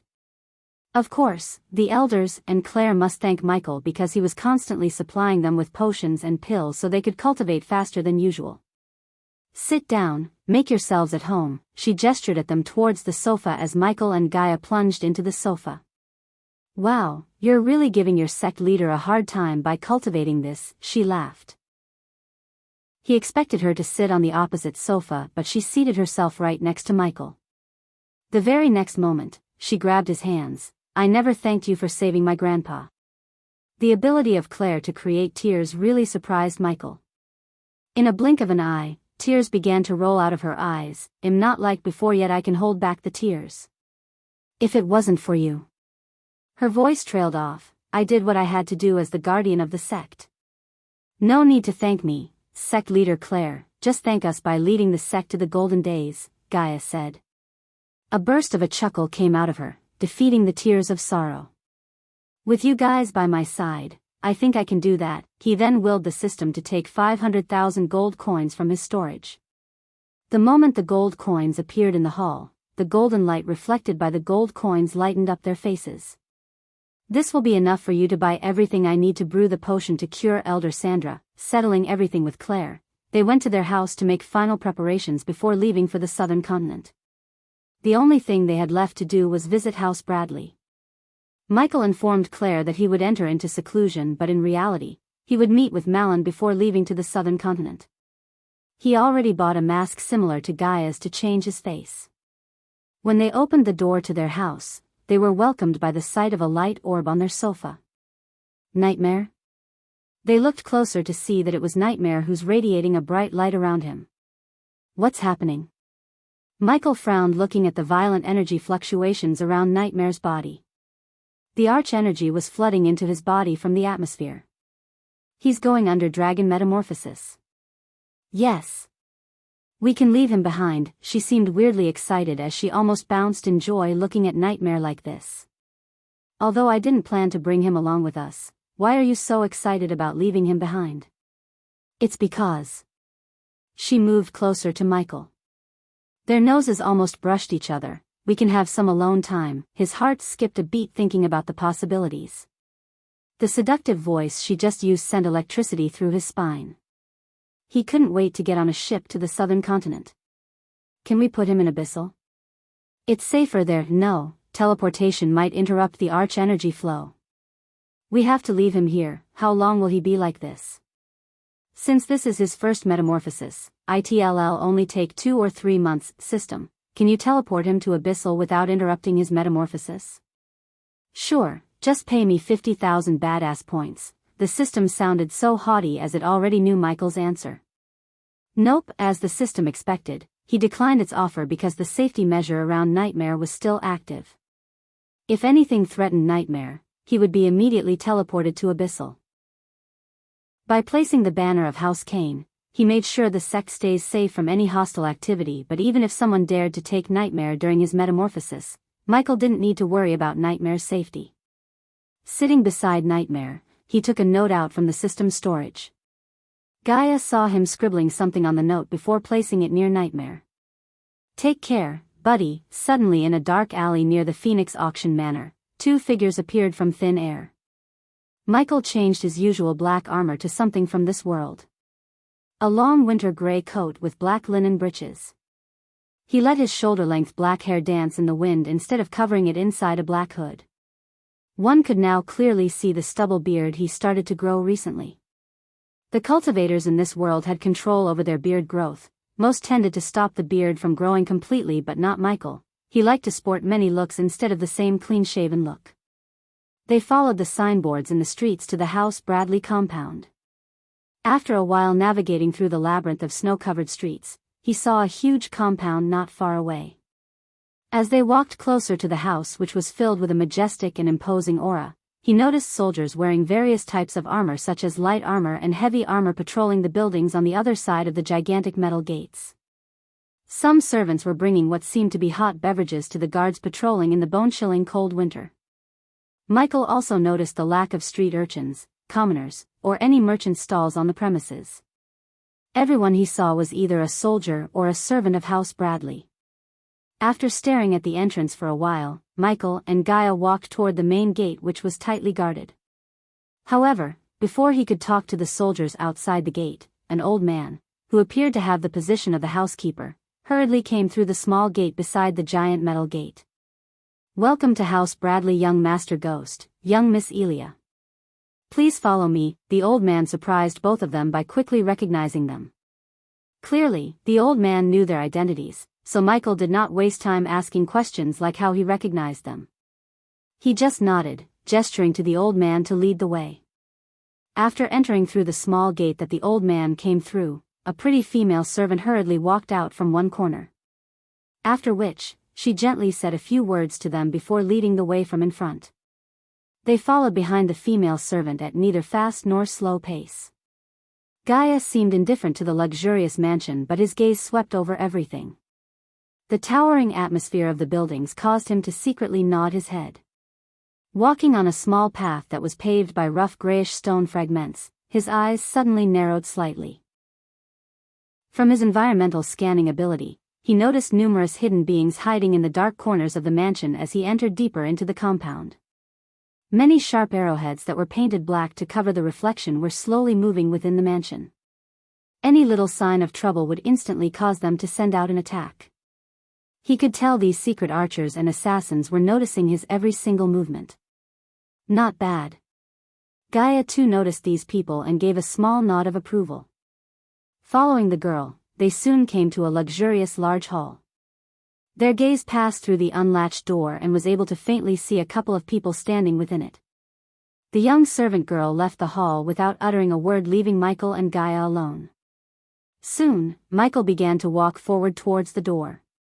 He gently pushed open the door. Finally, you're here, Ghost. Chapter 219. Lord Malin spread his muscular arms wide to embrace Michael into a bear hug.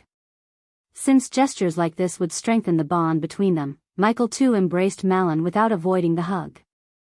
Gaia searched the hall for Nathan, but weirdly no one could be seen in the hall except two guards who quickly left the room after they entered. I heard you made a friend out of House Kane, Lord Malin asked, releasing him from the hug. Then Malin acknowledged Gaia's presence by patting her on the shoulder. Word travels fast, huh? Lord Malin, very. Lord Malin, who recently reached the core strengthening stage, gestured at them towards the sofas. Various beverages including wine and ale were placed on a round table in front of the sofas. Help yourselves out. Lord Malin took a glass for himself before pouring the ale into the glass. Michael nodded as he poured the grape juice into 2 glasses. He took one glass and handed over the other to Gaia. Lord Malin was surprised to see a heavenly blessed youngster such as Ghost treat a body-refining normal-looking girl like this, because any prodigy would have let the girl pour the drink. Ghost was not only a talented prodigy but also a 5-star alchemist. If he wished, beauties and even princesses would be in line to be his wives. They would treat him as their king, yet Malin could tell just by this simple gesture that he's treating this girl as his queen. Either Michael or Gaia had zero ideas that a simple gesture like pouring a juice to another made such an impression on Malin. "So Lord Malin, how's life treating you?" he asked, taking a sip of the grape juice. "I assume you have something important to talk to me, or you wouldn't have sent a secret letter." Lord Malin's face turned serious as he sighed. "I didn't like that method, kid, but I had to make sure no one sees you with anyone from House Bradley." "What's in your mind, Lord Malin?" "I'm sure you have a good reason to do that. What do you know about House Bradley?" "Nothing much, just the important things like House Bradley provides one of the best security services in Kethen and has numerous powerful connections across the continent," Gaia answered. Considering Malin noticed how Ghost treated the girl, he knew she must be important to Ghost. Therefore, Malin decided to give her the same respect as he was giving Ghost. For the outside world, House Bradley is thriving, but in reality, House Bradley is in deep shit. Vultures are picking our clients one by one. Gaia wondered why he was telling such weakness to two complete strangers. Noble families like them tend to keep things like this completely secret. She guessed that if he's telling this, he might ask something huge to be done by them. "I know you're wondering why am I telling you all this." Malin leaned forward to refill his glass before speaking his kind. "I've been watching you, kid. You're making connections and a name for yourself. I can tell you that you have ambitions other than just reaching the immortal stage." Malin let out a deep breath. "How do you like making House Bradley your lifelong ally?" Malin asked. "I have to say, Lord Malin, that I'm indeed interested in such an offer. But first, you have to tell me, what do you want from me?" "I want you to brew this undetected poison to kill my brother." Lord Malin flicked his wrist as an old worn-out scroll appeared in his hand. "So you want us to kill the current leader? If he's messing up, why can't you and the elders force him to retire or something and choose a new leader?" Gaia asked while Michael was checking out the scroll. Lord Malin sighed heavily. He was hoping for them not to ask this question because it was really embarrassing for him to answer. However, this embarrassment was nothing compared to his family's future. "It's because my brother has found a loophole to hand over the leader position to someone else." "Nathan?" Gaia asked. "I wish." Apparently, Nathan has no interest in becoming the leader. All he wants is to become an alchemist like you. Michael did not show any expression on his face. "Then who does he want to be the next leader?" "The whore he's fucking." A wave of anger emerged in Malin's eyes. He continued to curse with a gritted teeth. "He's planning to marry that whore. It stinks, but it happens." Gaia knew the feeling too well. His father married Zanala's mother after Gaia's mother died. Ever since he married her, Nagaland has been declining. Once a superpower, now became a kingdom with most debts to settle. If killing her father would save her kingdom, she would do it in a heartbeat. Therefore, she sympathized with Malin, who was trying to save his family from being destroyed by the mistakes of a single person. "Lord Malin, why kill your brother when you can kill her?" Michael asked him. "Say again?" "The whore's him, not her." Both Gaia and Michael couldn't help raising their brows in surprise while Malin's eyes twitched in embarrassment. Even though it was nothing to be ashamed of, this world didn't tolerate or taken lightly to same-sex relationships. The churches of various gods were strongly against same-sex marriages, but there weren't any laws against them. Marrying a man-whore, that's new. Gaia had traveled almost everywhere in Elan and Azer, yet this was the first time she heard that a head of a noble family is thinking about marrying someone of the same gender. Now she could understand more why Malin wants to kill his own brother. If word got out of this marriage and he actually married him, she was positive that House Bradley is good as dead. On one side, the churches would use all of their power to make life harder for House Bradley, while the other rival families would use this to poach clients from House Bradley. "What's stopping you from killing him, Lord Malin?"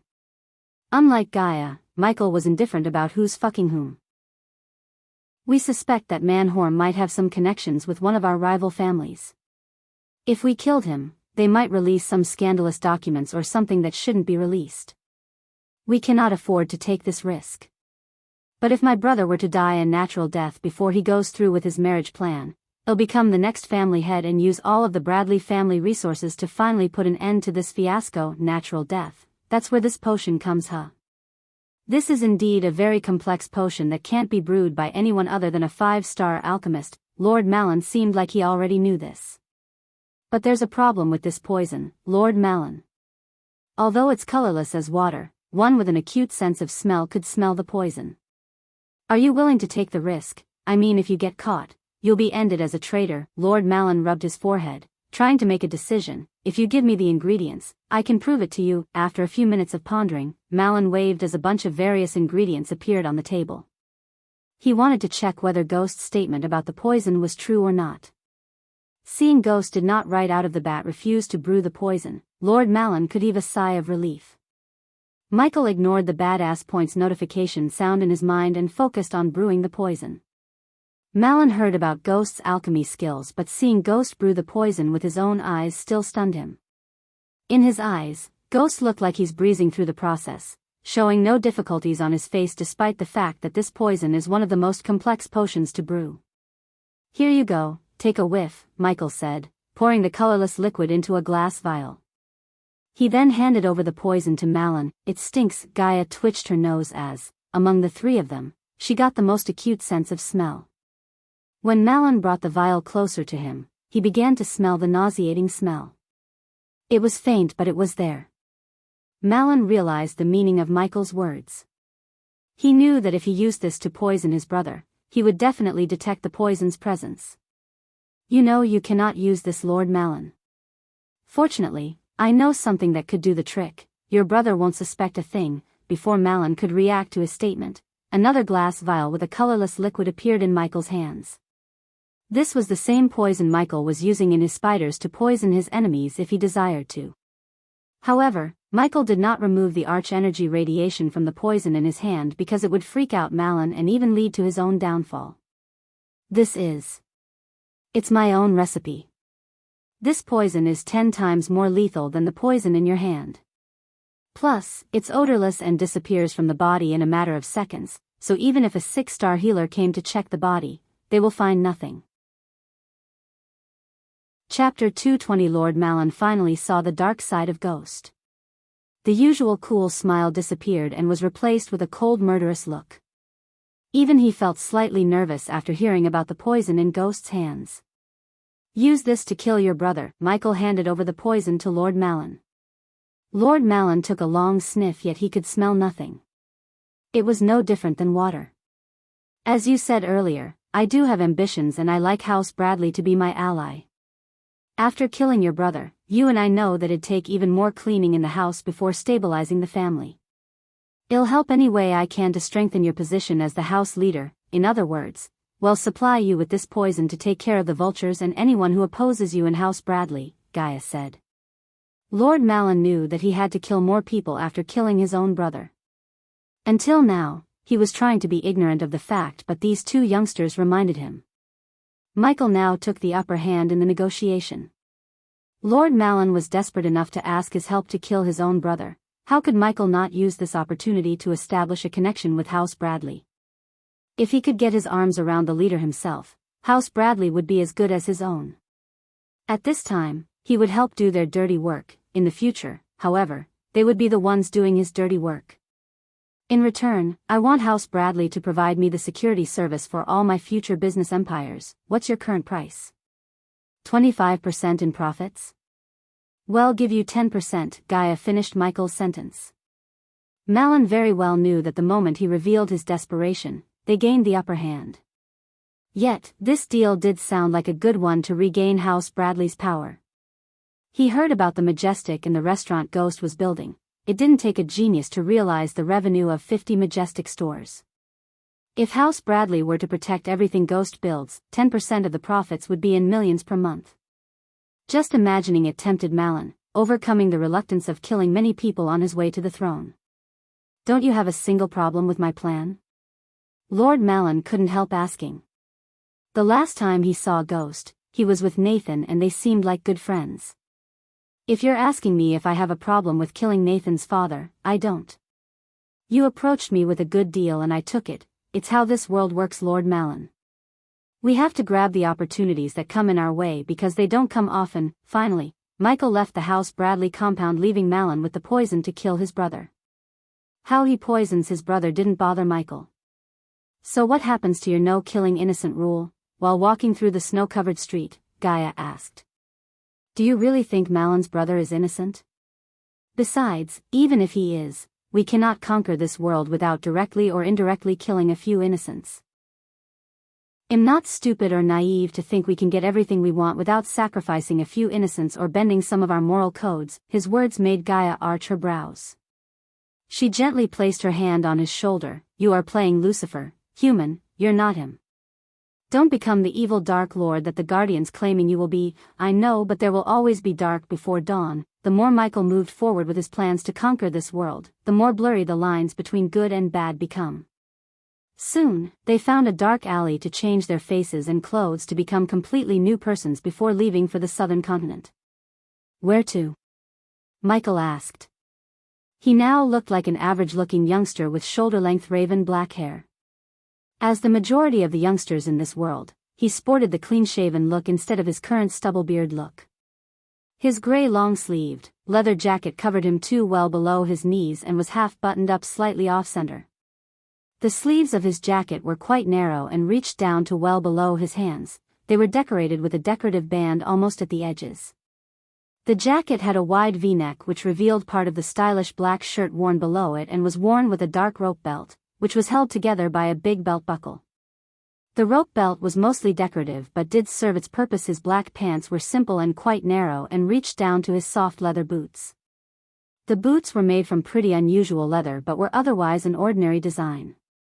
Gaia on the other hand changed her hair from golden to dark brown and put the hair into a long ponytail instead of letting her hair free as she usually did. She wore the exact same clothes as Michael except she wore a breasts holder underneath her shirt. To Kingdom Draddle, as she said, they took off from Ice Fair towards Kingdom Draddle. Regardless of night and day, they continuously fly towards Kingdom Draddle, taking only a few breaks for Gaia to munch on the food she brought. She was a girl who would share everything with Michael except her biscuits.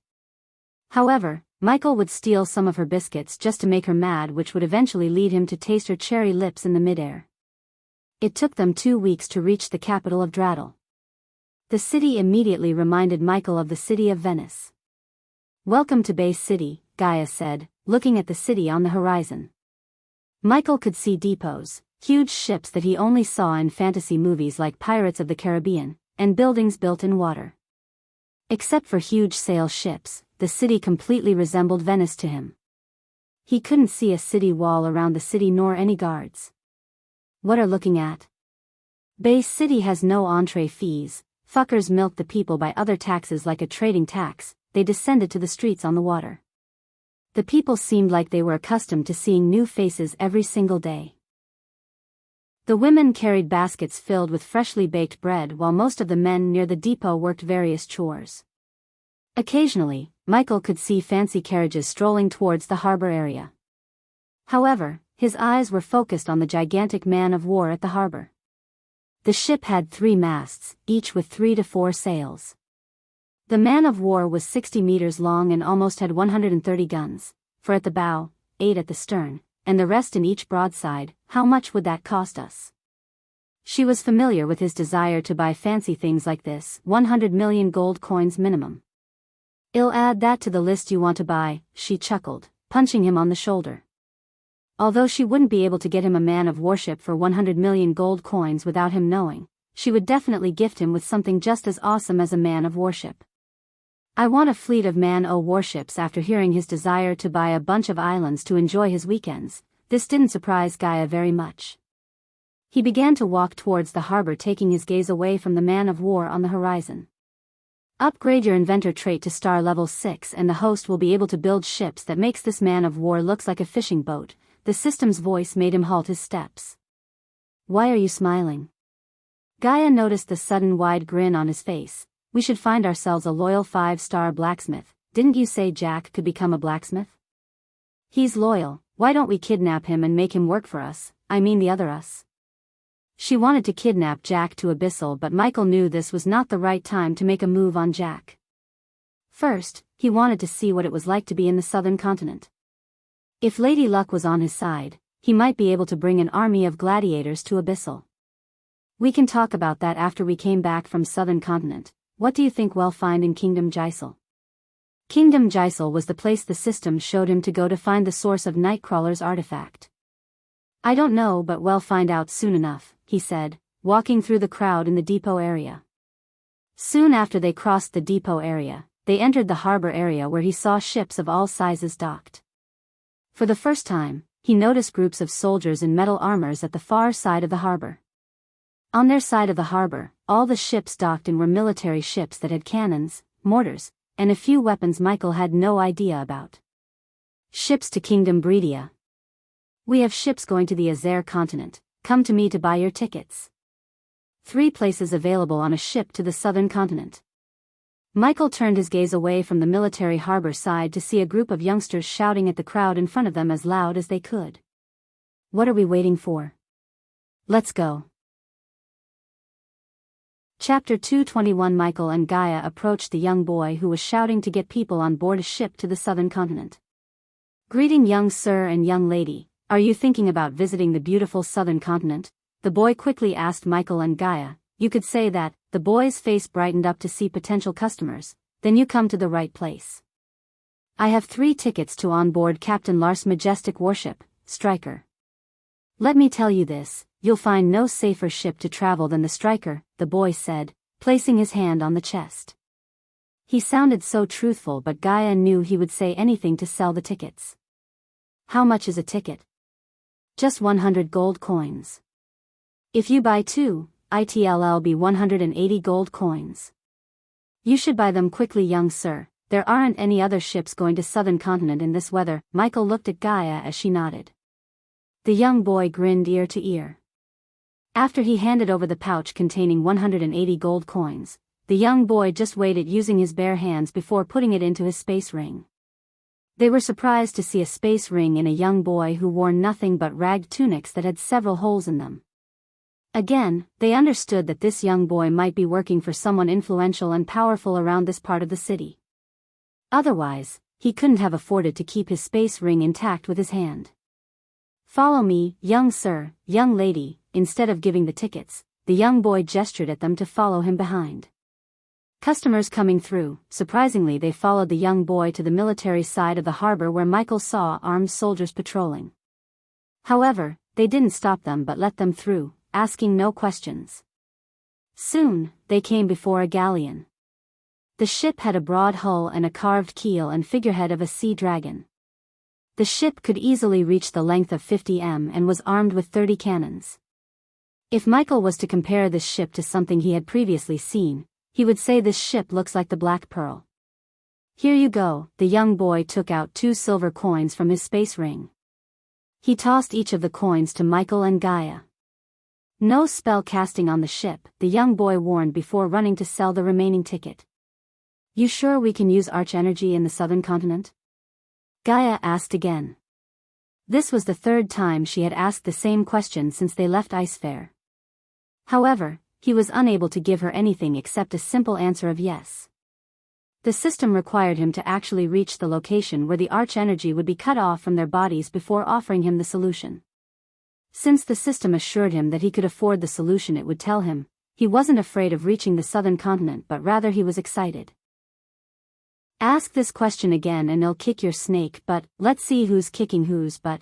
He had a bad feeling seeing her evil laughter, yet he threw his arm around her neck before pinching her rosy cheek. The wooden plank creaked as they walked. When they reached the upper deck of the ship, they were welcomed by the sight of the ship's crew preparing to leave the harbor. They took a second to notice Michael and Gaia before returning to their duties. They didn't wear any kind of armor or uniform but wore open shirts and linen trousers.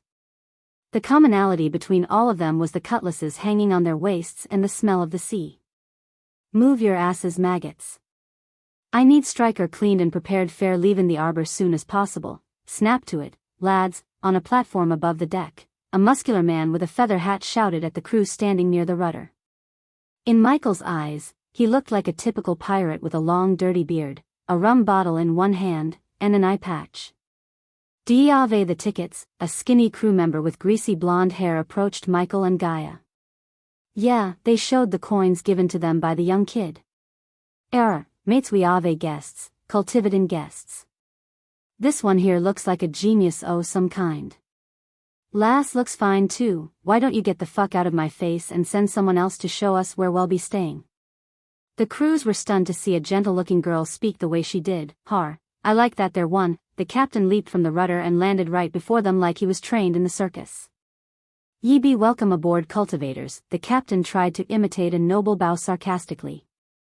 "The captain likes them," the crew laughed. "Where we be going, your cultivation be as jolly as shite." The captain stared at them from top to bottom before taking a long sip of his rum. "Jolly equals good. I be Captain Lars and this here old matey o' mine be called Striker. Do what I say and when I say and yell reach southern continent alive. Try to use your fancy spells I'll personally throw ye into the sea." Lars let out a burst of arch energy to reveal his core strengthening stage level 7 cultivation level. "Trent will show ye where y'all be stayin'." Lars leaped again to reach the rudder again as the skinny crew member who's called Trent led Michael and Gaia to their rooms in the lower deck. "We avenue to sleep at night, so don't do it so loudly. We won't complain if you do to he," Trent laughed, fanning the flames of Michael's excitement. She expected Michael to open his mouth to say something, but she turned to see him licking his lips. He then winked at her as she couldn't help but roll her eyes. "You wish," she flicked Michael's forehead. "Why be the cultivators like yourselves going to the southern continent, walking down the wooden stairs?" Trent asked. "To do business that's called none of your fucking business." Gaia was already annoyed by Michael's evil look and Trent's question made her even more annoyed. "Ye ave some mouth, lass, I plan to take full advantage of it," Michael teased her, pinching her perfectly sculpted waist. "Ah," she squealed after he pinched her hip, throwing a glare at Michael. Yet she soon laughed, which gave Michael a bad feeling. What is she planning? He asked himself. After walking a few more steps, they came before a 6 feet tall wooden door. Trent opened the door to reveal a small room with 2 bunk beds. The room gave off a serious claustrophobic vibe as it barely had any room to move around. "At least we have a window," Michael sighed, looking at the small window near the bunk beds. If not for the windows, he knew they would be choked to death at night. "We won't be sleeping in nights anyway." Gaia entered the room, shoving Trent away. Michael couldn't help but undress her in his mind. Although he had a bad feeling, he ignored those feelings, imagining a steamy night with her. "All right, love birds, we serve what we catch in a few hours." Trent left them in the room. Michael entered the room, lowering his head to avoid hitting the door frame. "I call the top bed," she shouted, but when she was about to jump to the upper bed, he pulled her by her waist. "Where are you going?" Michael was lying on the bed and she was on top of him. The bed creaked as both of their noses rubbed each other. "Let me go," she tried to wiggle herself out of his hold. "Give me a kiss," Michael chuckled. His fingers were running around her smooth back. Winter, small room, sea view. What a perfect time. Gaia stopped trying to get out of his hold. "No marriage, no me," she teased him by slowly running her fingers around his chest. "You never told me what kind of marriage you want. Simple wedding or fancy wedding? Don't you dare go for the simple one, I would kick your ass." She pinched his cheek. "Fancy it is. I want our marriage to be one of a kind." She placed her head on Michael's chest. "Flowers, music, fireworks. I want everything to be perfect. Everything will be more than perfect for my more than hot wife." The word wife made her blush and at the same time, put a beautiful smile on her face. Michael knew behind all that tough lady shell is a soft, beautiful girl hiding. Only in situations like this could he see that soft girl. If anyone asked if he plans to marry someone on Earth, his answer would have been a big no. However, now he couldn't wait to tie the knot. With her by his side, it felt magical. He couldn't even imagine a life without her. The same thing goes for her too. She wanted to be with him forever. Even if the entire world was against him, she would stand in front of him, not behind or beside. She would stand in front of him, shielding him from the world. Michael very well knew that this is just a calm before the upcoming storm. Therefore, he decided to enjoy every second of these peaceful moments. At this moment, no one except one knew the fate of the southern continent is going to be changed forever. As Michael thought, this chapter is just the calm before the storm. Get ready to come on a bumpy roller coaster ride from the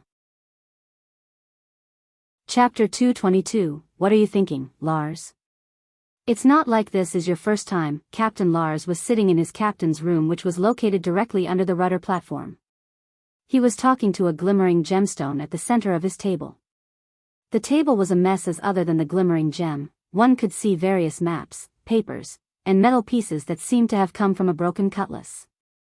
They do not seem like nobody cultivators. I don't want to get into trouble with them pesky guardians.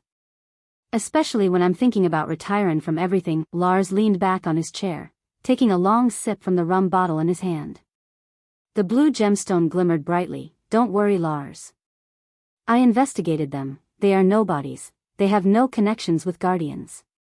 Besides, you know my deal with them, I give them information and in return, they will turn a blind eye to my hobby. A thick voice of a male appeared from the gemstone. Lars began to rub his greasy beard before removing his hat to reveal his bald head. He put the hat on the table with a sigh. Then we make the transaction after we cross the void line. Don't approach us before, I'm not riskin' Striker take any damage if that their scurvy dog decided to throw some fancy-ass spells. We are not amateurs, Lars. Just give us a sign when you want to make the transaction. Hey, forgot to mention, watch over for pirates. I heard they are attacking merchants' ships quite often now. Let them come, I'll show them what this bad lad could do. Lars snickered as the gemstone began to lose its shine and eventually dimmed out completely. Somewhere else in the ocean, something gigantic was moving in the dark depths of the ocean. It was so deep in the ocean that no mortal could venture into it without exploding due to the high pressure. The deepest depth of the ocean only had glowing anemones for a light source. The moving object emitted unearthly vibrations that sent ripples across the deep ocean. One could vaguely see the structure of a warship thanks to the glowing anemones. Captain, that stinkin' Striker be Eden this here way. Inside a darkroom in the gigantic object, a voice said. What good us attacking another ship would do? Another voice sounded tired and uninterested in attacking a ship.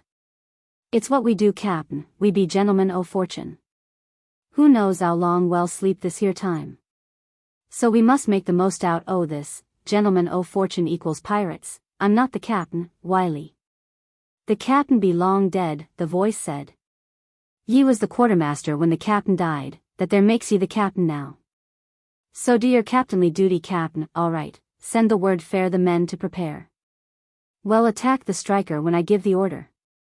The crew should use some fun before entering the long slumber. I want you to take me right here, right now. Gaia was slowly undressing, speaking in a seductive manner. She took off her winter coat, revealing the shirt she was wearing within. Michael dashed at her and lifted her off the ground to fasten the undressing process. Wake the fuck up, human. Suddenly Michael's body stopped moving as he heard a voice. The Gaia in her hand slowly disappeared into the light. He opened his eyes to realize that it was just a dream, a sweet dream. Couldn't you have waited just a little bit longer? I was just undressing you in my dream, fucking pervert. She began to beat his chest like a drum, but she was careful not to fall into his hold again. There's nothing perverted about it, you're my girl, he laughed. And why are you waking up in the middle of the night? Go cultivate. He grabbed onto his blanket without any intention to give up. The sound of the waves, the cold breeze of the wind, and the small yet warm room gave his mind the peace to go for a long nap. Unless you want me to bath you in cold water, you'll get up. All right, I'm getting up, but this is better be good, Snake. He rolled his eyes, finally letting go of his quilt. Good boy. She ruffled his head like he was a little boy before dragging him out of the door by his hand. So do you think the dream would come again? He teased her on his way to the upper deck. Fuck, human, what has gotten into you? She sounded annoyed yet amused at the same time. A cold winter, see, a beautiful girl who loves me in my bunk bed. You have no idea how much it would take a guy to control himself, he. She chuckled as they soon reached the upper deck. Michael expected to see crews running around the upper deck, making sure the ship stays in top condition, but to his surprise, he saw no one. He stared at the rudder to see it automatically spinning like it was put on autopilot. Even in the captain's cabin, there were no lights on. He knew everyone was probably sleeping drunk to their throats, yet he was here, standing on an empty deck in the middle of a freezing winter. Don't, when he was about to take his winter coat from his space ring, she stopped him. Are you kidding me? I'm not freezing to death, he raised his voice. Unlike him, who was standing here bare-chested, she was wearing the winter coat and everything to keep her body warm without the use of arch energy. I said I'd give you something special when we get on a ship to the southern continent, right? This is it, this is what? Training to improve your close combat skills. Michael's jaw dropped a couple of inches. His eyes were full of disappointment. He seemed like a kid who got robbed of his Halloween candies. Even the system began to laugh inside his mind. He was not expecting this kind of physical activity. Hey, burn, but I was thinking, sigh, he sighed without finishing his sentence. He wanted to get mad at Gaia, but he couldn't as he knew it was his fault for dreaming. She then slowly unmasked herself to show her real face, which made Michael's heart skip a beat. Raven black hair, perfect facial features, and a goddess-level hourglass figure, she was a beauty beyond words. He could stare at her all day, she was that beautiful. Miss Universes could hold a torch against her beauty. I've seen you fight and it's an embarrassment. Her words brought him back from staring at her beauty. Soon, he frowned. Just a little motivation, she said, playing with her hair. Embarrassment, huh? Why don't we spar? Golden tiny light bolts emerged from his body, crackling around his body. He was ready to use lightning dash and teach her a lesson. Gaia immediately took a step back. She knew if he used his speed spell, it would be damn hard to land a hit on him, but she was expecting him to use this spell. You can't use any spells. That bitch Sadie didn't tell you everything about the first few rounds of the championship tournaments, did she? She asked. In the tournaments, there will be a round where you just have to fight, no arch energy, no spells, just good old-fashioned brawl. The crackles of lightning disappeared from Michael's body. He was absolutely positive to win a brawl if he could use the lightning dash. However, if he was unable to use his speed spell, he wasn't as confident as before. Without using lightning dash, he knew Gaia could beat him in a couple of seconds because he saw her fight. Her combat techniques and skills were far superior to the techniques he learned on Earth and inherited from Abra's system. Can you use the mentor function to boost my training? Yes. The system can activate the mentor function to speed up your learning process of new fighting technique as well as improve it for a price, of course. After getting the confirmation from the system, a small smile emerged on his face. If he could learn Gaia's fighting technique and perfect it with the help of the system, he would beat all the competitors at the tournament black and blue. On top of this, he was already thinking about a prototype that would ensure his victory. What do you want me to do? He asked. Just start with free weight training to shed all that shabby fat in your body. He was surprised because although he wasn't as toned as some magazine models, he was lean and had noticeable muscle definition. Any girl would love to see him naked, but not Gaia. You're telling me this is fat? He asked, pointing at his six-packs. Meh, she waved off before flicking her wrist. The next moment, Michael saw numerous metal plates, logs, bags that looked freaking heavy, and a bunch of unknown things appeared on the deck. I got these from a muscle mountain I killed. We can use these to get you into shape. She kicked one of the metal balls towards Michael's direction. Remember, you can't use arch energy or any of your freaky things. Do this and I'll bunk with you every night after the training. Done. Michael did not need any motivation other than this. It was a damn good deal if anyone asked him. Chapter 223, Come on, move your ass. Fuck. On the upper deck, Michael was carrying a 300 kilograms log on his shoulder and walking from one end of the ship to another through the knee-high snow on the floor. All of his muscles were screaming as even in the cold weather, he was sweating like he was walking in the desert. Despite his suffering, she was hitting him with a stick every time he slowed down. One could see zigzags of red lines on his fair back. During his training, she was a completely different woman. After training, although he would drink a healing potion to heal himself, she would massage his back, pour him coffee and care for him like a perfect wife. Her care for him during the daytime was absolutely worth all this pain in his mind. You're such Bitch, yet, Michael couldn't help cursing when she attacked him with a stick again. What did you call me? She was laughing, yet she put on a mad face just to make him walk faster to avoid getting hit by her. She didn't love or take any pleasure in hitting him. It was part of training before she could actually teach him the secret fighting technique she inherited from her mother. Gaia's mother's father created this technique himself while Gaia's mother fused a few other techniques and Gaia was trying to perfect the fighting technique. Before the tournament began, she wanted to teach him the fighting technique so he could beat all the fighters in the tournament. After walking the 50th time carrying the 300 kilograms log, he finally completed the set. He was exhausted as he wanted to immediately lie down on the snow, yet he had a lot of other workouts to do. Good, let's work on your kick. She lifted his right leg. He adjusted his body not to fall down while his left leg was on her shoulder. Leg work is vital to what he'll teach you soon. Now, lift it higher. She was lifting his leg higher and higher to the point he began to feel excruciating pain between his legs. Keep it still for 30 minutes. It has been a week since he started his first training. This was the second most painful week he ever had. The first one was when he was training with Spectre back on Earth. So you did this when you were training? He asked Gaia, who was sitting on a pile of snow. I'm not a puny human, so no, I didn't. She retrieved her snacks from the space ring. She had enough snacks to feed an entire family of 5 for a whole month. You know, you should learn how to cook, Michael said while trying his best to keep his leg higher. Why is, thought, words barely escape her biscuit-filled mouth. As if no, Hob. To cook, FO your information, I do know how to cook, Michael proudly said, putting his trust in the system. If push comes to shove, he would become a star chef himself. After all, personally cooking was more romantic than buying from a restaurant. Really? She swallowed everything in her mouth, gawking at him in surprise. Then, I'll learn. Meanwhile, down in the crew member quarters, Captain Lars was lying on a bed. He was drowning himself in rum as the crew members surrounded him. They were gossiping.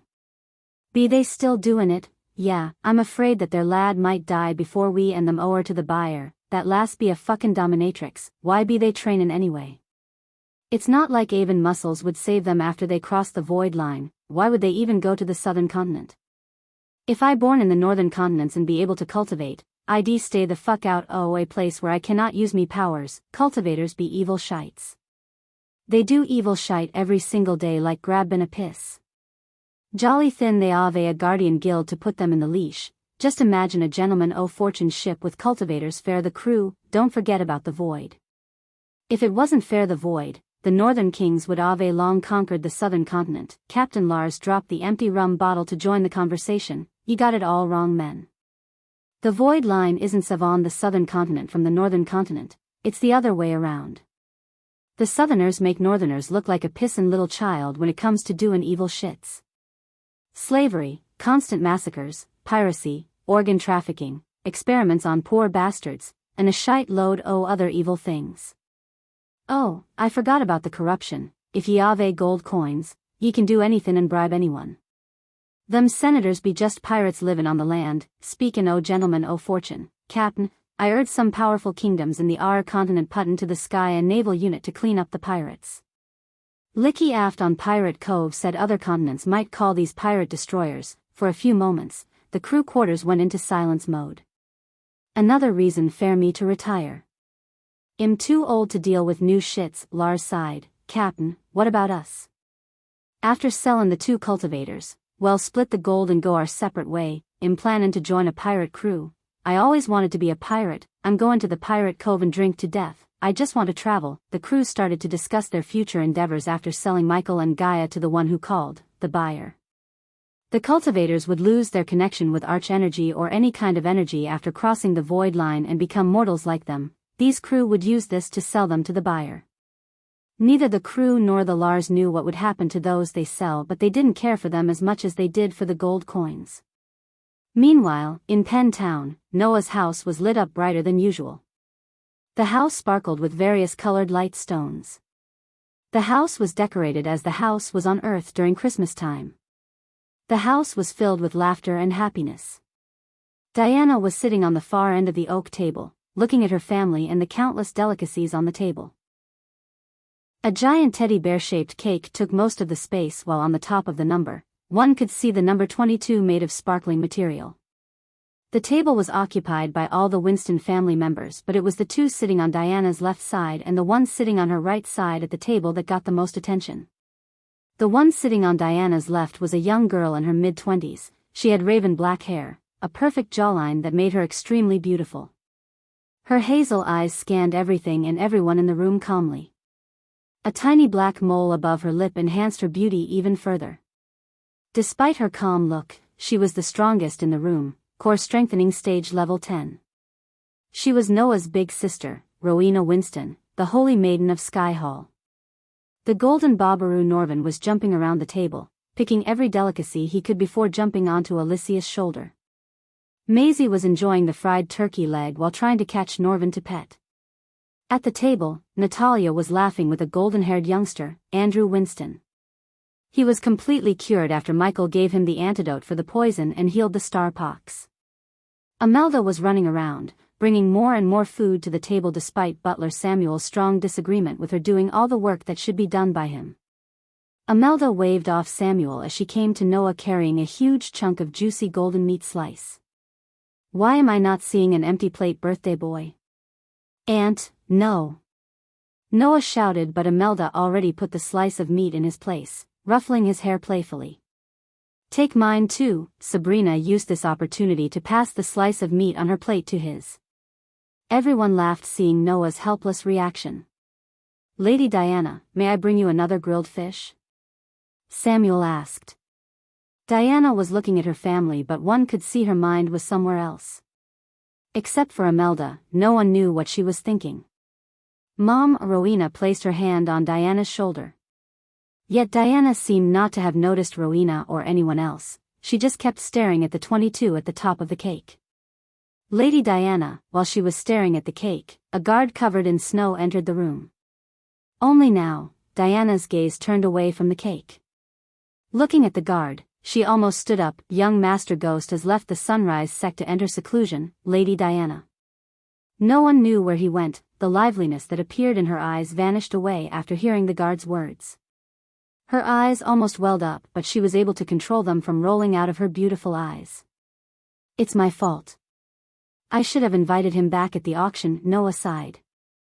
"It was either wait for him or save a village from a rogue cultivator, Noah." "I think you made the right choice," Alicia said. Her voice contained a tingle of coldness. "It's unfortunate. I wanted to thank him for saving me." Andrew shook his head. "And I wanted to save him for saving Mom and Sabi. Didn't you say he was at core formation level 3 when he's here? I wonder what kind of cultivation method he's using to break through this fast." Andrew spoke while many family members gasped in surprise. His cultivation speed was compared to Rowena herself. "Did you search everywhere?" Diana raised her voice. This day wasn't only Noah's birthday but also her other son, Dean's, also known as Ghost by the World. She wanted to see her son again on his birthday, yet the disappointment was turning into pointless anger inside her. Chapter 224, It's No One's Fault. Imelda raised her voice and turned her gaze towards the guards standing in the doorway. "Kim, take the day off." The guards left the dining hall after bowing in her direction. The joyous laughter vanished away as silence occupied the hall.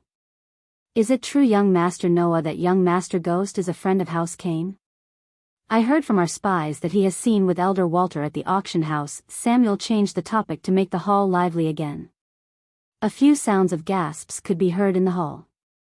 Most of the family members knew how hard it is to establish a connection with any of the noble families in Royal Land, let alone becoming a friend of House Kane, one of the most powerful families in Royal Land. Then he made an enemy out of House Fisher and probably House Oswin too, Alicia snickered. Every pair of eyes landed on her, expecting an explanation for her statement. Diana's heart skipped a beat hearing her son has made an enemy out of two powerful families. If Noah pissed off any of the noble families, he had his family and guardians to protect him, but her other son had to face them alone. This made her motherly feelings to protect her son erupt in her heart. 2 decades ago, she utterly failed as a mother. She wanted to redeem herself, yet she wouldn't be able with Sky Hall in her way. Until Sky Hall exists, her son would always be in danger unless she never reveals the fact that Ghost is her own son. Neither her family nor Ghost was strong enough to take on the Sky Hall. She knew this, and this was the only thing keeping her from reuniting with her son. I heard he and the daughter of the second Oswin brother have some bad blood between them. Hence, he made an enemy out of House Oswin. What's her name? Andrews asked. Selena Oswin. Since he has reached the core formation stage, he would either fight Selena or her fiancé, Alex Fisher. By allying with House Kane, the rival family of House Fisher, he is already on the bad side of House Fisher. Unless he loses to either of them, he would be in trouble with those families, Alicia explained. Do you think either of them can defeat him in the championship tournament? Natalia asked. Although Alicia didn't want to believe it, she thought either Selena or Alex would be able to defeat Ghost. In her mind, only Noah could defeat him among the same generation as Ghost. No. I saw each of them fight. They can't defeat him, said Noah, recalling the time when he fought with Ghost against the core formation beats inside the Nether Realm. If it wasn't for the stupid rule that guilds cannot compete in the championship tournaments, Brother Noah would have defeated him, Maisie said as many of the family members nodded in agreement. Rowena saw the uncertainty in Noah's eyes for the first time. Rowena trained with her little brother, and she could tell that even though Noah was at the body strengthening stage level 10, he could beat anyone below core formation level 5, yet he seemed uncertain about defeating a core formation level 3 cultivator. Diana heaved a sigh of relief, thanking the rules preventing the Guardian Guild from competing in the tournaments. The last thing she wanted was her two sons fighting each other. If they were to face Sky Hall in the future, her children must stand together rather than against each other. Noah, do you think you can defeat him if you fought him in the tournament? Rowena calmly asked. I'm not sure.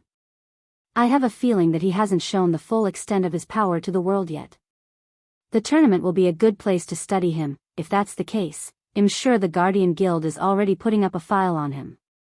Places like the Guardian Guild don't like to deal with the unknown. What about Sky Hall? Sabrina asked while Rowena took a sip from her wine glass.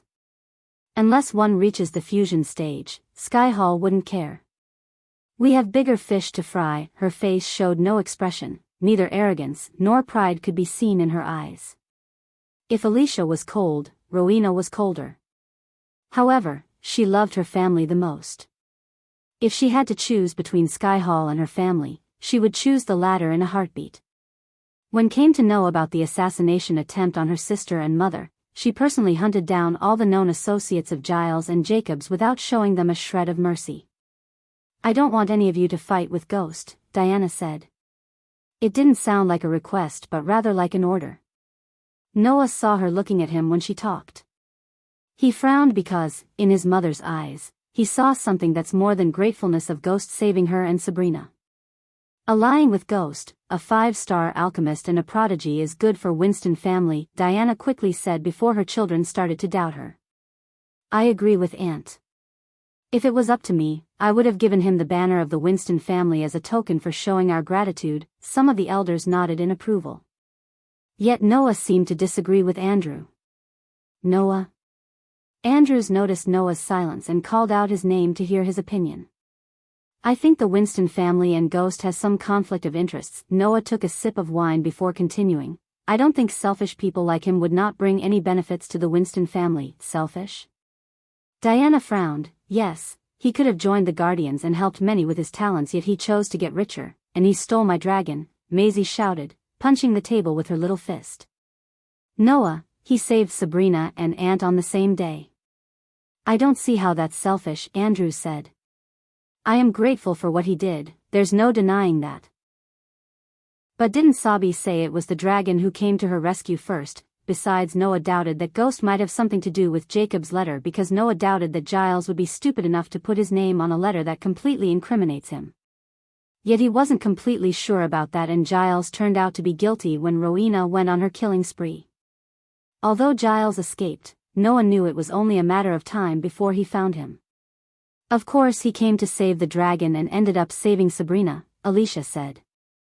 After hearing their words, Diana stomped the ground as the ground trembled. Stop it, all of you.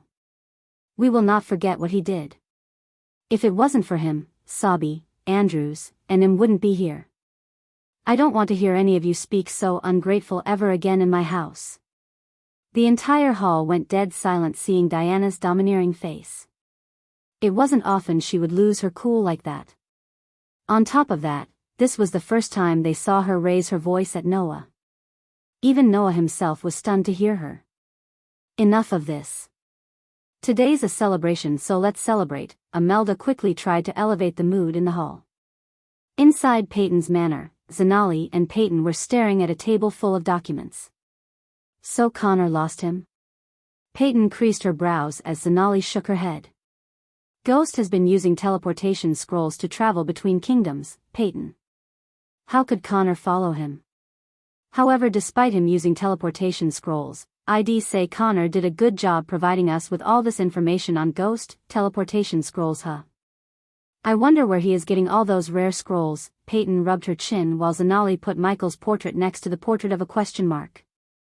"Lucifer said he's giving the criminals 2 months. Ghost went into seclusion at the same time. Lucifer came just a few months after Ghost made his appearance at Rivertown. We don't know anything about him before he came to Rivertown." Zanali kept listing out facts to Peyton. "Few days before Nightcrawler was killed by Lucifer, Ghost came to Flame Fair." Zanali paused for a moment. "Where are you going with this, Zanali?" "I think Ghost is working for Lucifer." Peyton just stared at all the documents at the table, pondering about what Zanali just said. "Everything you said might be just a coincidence, but we can neither confirm it nor deny your doubt. I like your theory, we just need more solid proof." Peyton was desperate to find Lucifer so she could hunt him down. His accusation of them killing the nobles almost jeopardized the whole operation and brought down the wrath of a guardian captain. "Allocate more resources to Connor and bring us the best teleportation expert in the guild. I want to know every move Ghost makes, as you wish. Also, I want to put a surveillance team around the Sunrise sect." "Go ahead, but be careful. A soul refiner is living there." Zanali nodded with a smile. She then quickly stacked all the documents on the table neatly. "Let me guess, you were invited to Noah's birthday party." Chapter 225. The forest surrounding the Sunrise sect was large, thick, and archaic. Its canopy was ruled by monstrous linden, purple cottonwood, and gigantic chestnut. The occasional beam of light that made its way through the canopy allowed bright shrubs to cultivate the rich grounds below. Coiling climbing plants grasped many trees, and a medley of flowers, which blossomed brightly, protruded from the otherwise colorless view. A variety of sounds, belonging mostly to vermin, filled the air and were out of sync with the trickling sounds of a gentle river stream. Hiding within the thick forest, Connors was watching at a construction site a few hundred meters away. He was wearing full white clothes to blend in with the snow in the forest. At the construction site, he could see several black uniformed disciples helping the construction workers. Just by looking at the construction site and the tons of wood, marble stones, and glasses they were bringing in, he could tell they were building not just a house but a huge mansion. The dwarf engineering was a dead giveaway, showing the intricate design of the mansion. "Where are you, Ghost?" Connors mumbled. It has been a month since he was allocated more resources to gather more information about Ghost. Considering Ghost disappeared using a teleportation scroll a month ago, he couldn't follow him. Therefore, he was surveying the sect and his underlings were surveying Ghost's restaurant in Rivertown. Whoosh! A shadow brought extra darkness to the forest as Connors looked upwards to see Ghost's pet dragon hovering over the sky before flying towards the construction site. This was the third time he had seen the dragon, yet it always freaked him out regardless of its body-strengthening cultivation level. It wasn't a full-grown dragon yet. The dragon was almost 3 m long, almost the size of a full-grown horse. Bright scarlet-red eyes sat well within the dragon's rounded, scaled skull, which gave the creature a frightening-looking appearance. The dragon had crimson-red shiny scales that made the dragon look more majestic and noble.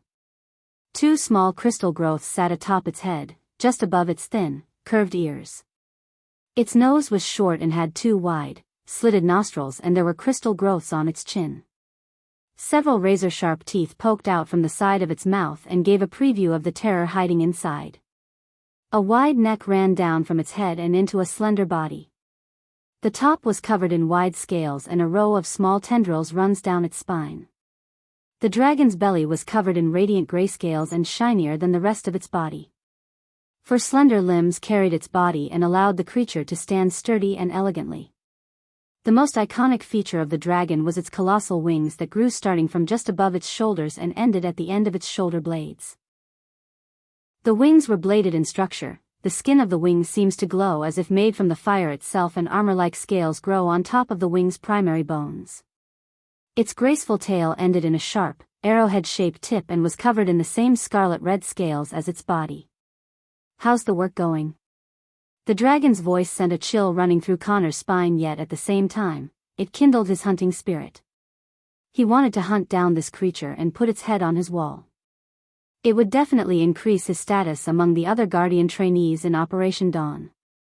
When Connor received Ghost as his target from Peyton, he was beyond excited because unlike Lucifer or any other targets on the list, Ghost seemed to be the most overrated yet easiest one in his eyes. The only drawback was Ghost's teleportation. Now, Peyton allocated more resources and a team of dedicated teleportation experts working on a rune that would track Ghost's activity even after he teleports. If he could gather enough evidence to neutralize Ghost, this would catapult his career through the roof. His family spent millions of gold coins to help his cultivation, otherwise, he wouldn't have reached the core formation stage at just 27 years old. If he could become a full-fledged Guardian, he could earn what they spent in just a couple of years. As any Guardian, his life would be spending nights with countless beauties as well as attending balls organized by various noble families. Whoosh! The dragon flapped its wings, taking off from the ground. The heat radiated from its body melted the snow where it was standing a moment before. Connors quickly hid behind a chestnut tree. It was not the time for him to hunt this creature. Connors continued to watch the construction site as well as the female disciples who were bringing hot beverages to the workers through a rune-placed monocular. Crick! Suddenly, in his interest in checking out the female disciples, he ignored the sound coming from behind. "Hey!" Connors almost dropped the monocular as his body jerked when he heard the voice. He immediately turned back to see a golden-haired youngster staring back at him. On the ground, Connors saw a basket full of chestnuts as the golden-haired youngster unsheathed his sword. Jack. Connors knew almost every single known associate of Ghost. So, he naturally recognized the golden-haired youngster as Jack, one of the most loyal lackeys of Ghost. "What are you doing here?" Jack saw spell scrolls, weird pieces of equipment lying around the white-clothed man. Jack couldn't see his face through the mask, yet his fully covered face only increased Jack's suspicion. "Calm down," Connor let out a burst of arch energy showing his cultivation level. "Who are you and what are you doing here?" Jack shouted at Connors fearlessly. The image of Gaia and Ghost in his heart gave him the courage to face a core formation intruder. Connors was slightly surprised to see the fearless expression on Jack's face as he slowly stepped towards Jack. "You sick bastard, are you spying on us?" Jack took a step forward. "Yes," Connors calmly said, "surrender peacefully." Jack threatened Connors. Unlike Michael or Gaia, Jack never had real-world battle experience. If he had, he would have called for help instead of asking Connors to surrender. "If you come with me peacefully, I'll ask Sister Elia to go easy on you." "Ha ha ha." Connors burst into laughter after hearing Jack's words. Jack creased his brows. Until now he didn't think to call for others. His devotion towards Gaia and Ghost gave him blind courage. "Elia, the body-refining bitch of Ghost?" Connors laughed, thinking that Jack threatened him by mentioning Elia, Ghost's girlfriend, instead of using Ghost's name. "How dare you!" Jack lost his cool when he heard Connors call Elia a bitch. Although Gaia would constantly slap him around, he always thought of her as his big sister. Every time he got into trouble, she would beat him silly but always got him out of the trouble at the end. Jack respected and loved Ghost as his brother, but he worshipped Elia because compared to Ghost, he spent more time with Elia. Even when all of his friends were against him for loving Nyla, Elia supported him, saying he should listen to his heart rather than to others. She was his big sister he never had. Jack leaped at Connors, raising his sword. He tried to use what he learned from Ghost in sword mastery. Void Step. Connors cast the spell as Jack saw him vanish into thin air. The very next moment after he saw the intruder vanish, he felt a sharp pain in his chest. Pulch. Jack coughed a mouthful of warm blood. He looked down to see a sharp dagger sticking out of his chest.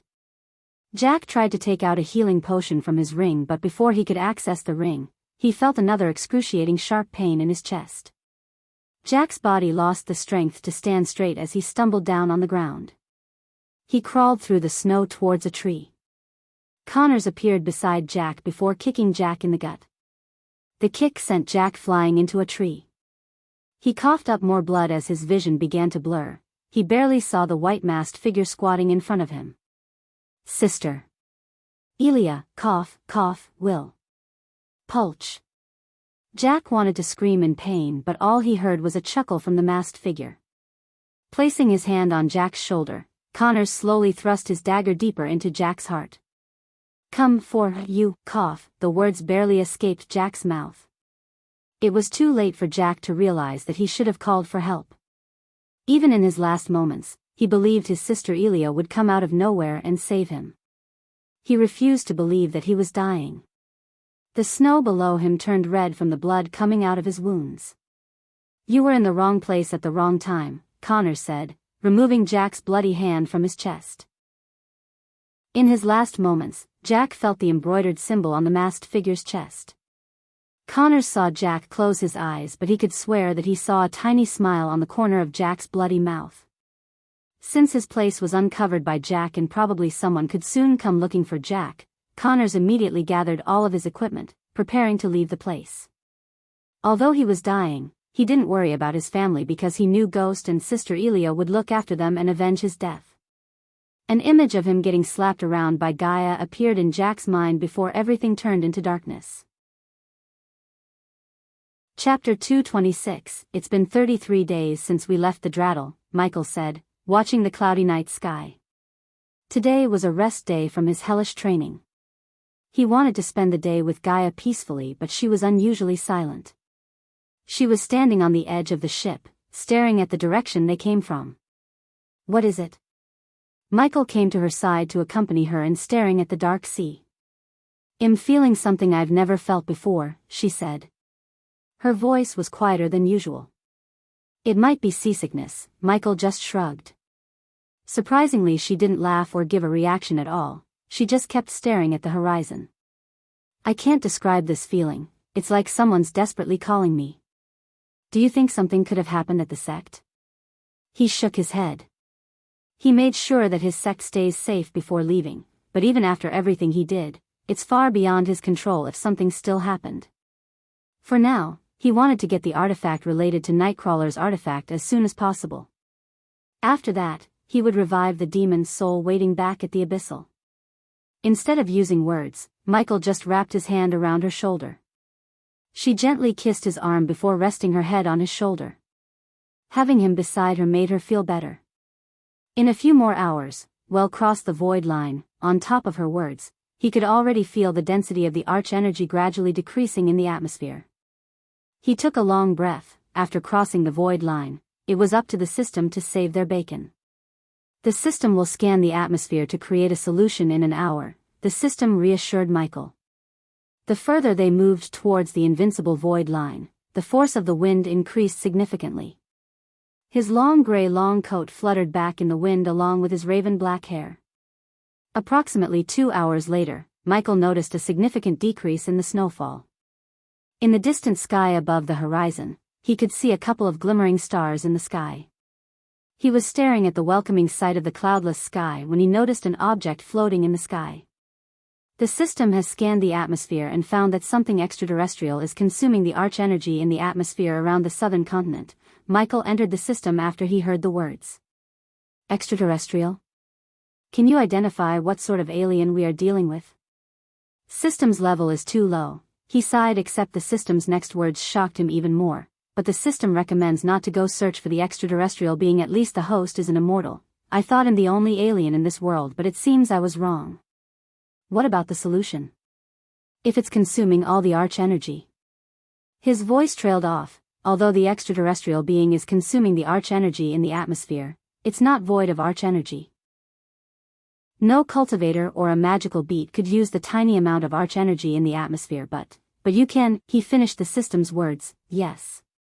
So get ready to give the system 40,000 badass points to enable the energy extractor function, system version 3.0 host, Michael cultivation level, core formation stage, level 3 experience points, 5,000/400000 badass points, 92,000 skills and spells, wind blast, LVL2 responsive shield, LVL3 environment scanning, LVL2 ignitia, LVL2 lightning dash, LVL2 energy devolver, LVL1 death range, LVL2 techniques, swords of destiny, 90% mastery ring of fire, 59% mastery serpent maga, 80% mastery occupation, core disciple of sunrise sect, the guardian of sunrise sect, lord Lucifer of the abyssal status, healthy goals. Control the world, rebuild the order of death, utility function, banker, LVL3, ratio, 1,000 gold coins, 10 badass points, runic teleportation wealth, 11 million gold, special trait, 5-star alchemist, 3-star inventor, subordinates, Gaia, warrior, loyalty level 100%. Raylene, 5-star chef, loyalty level 98%. Arya, assassin, loyalty level 29%, base of operation, sunrise sect, the abyssal, 40,000.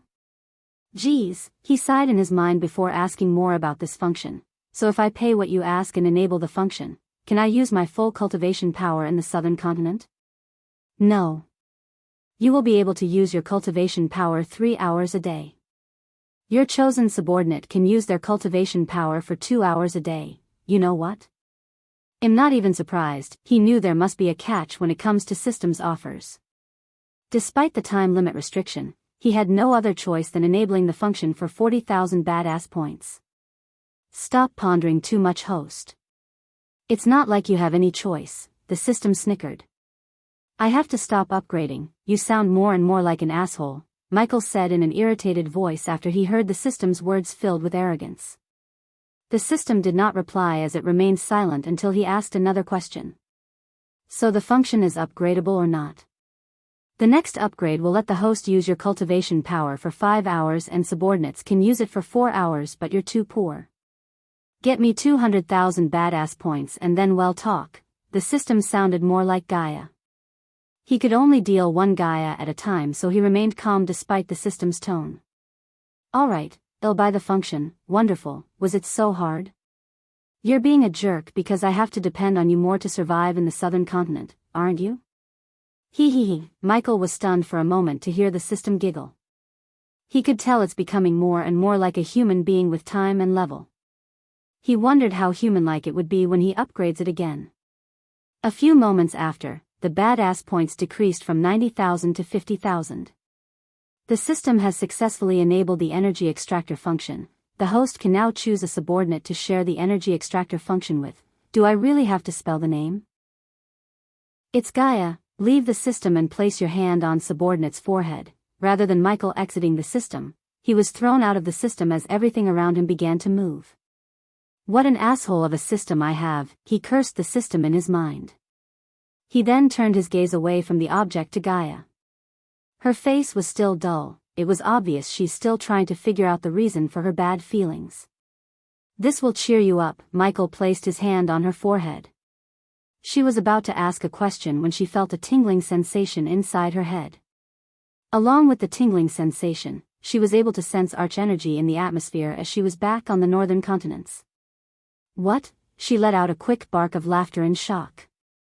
Her mouth kept opening and closing. How?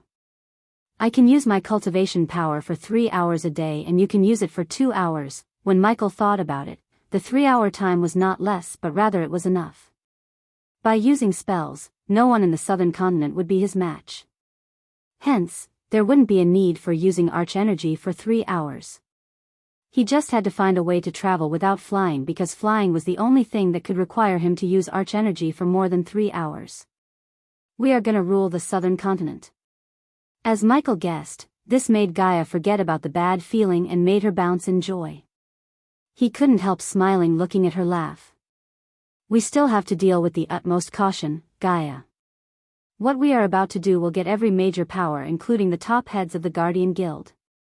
They might not come looking for us in the southern continent, as it would be equal to suicide. They will use every bit of their resources to watch our every step. Can't we just conquer the whole southern continent 3 hours a day? She rubbed her hands together. Her eyes sparkled regardless of Michael's statement. We will conquer the southern continent, but I won't rush it.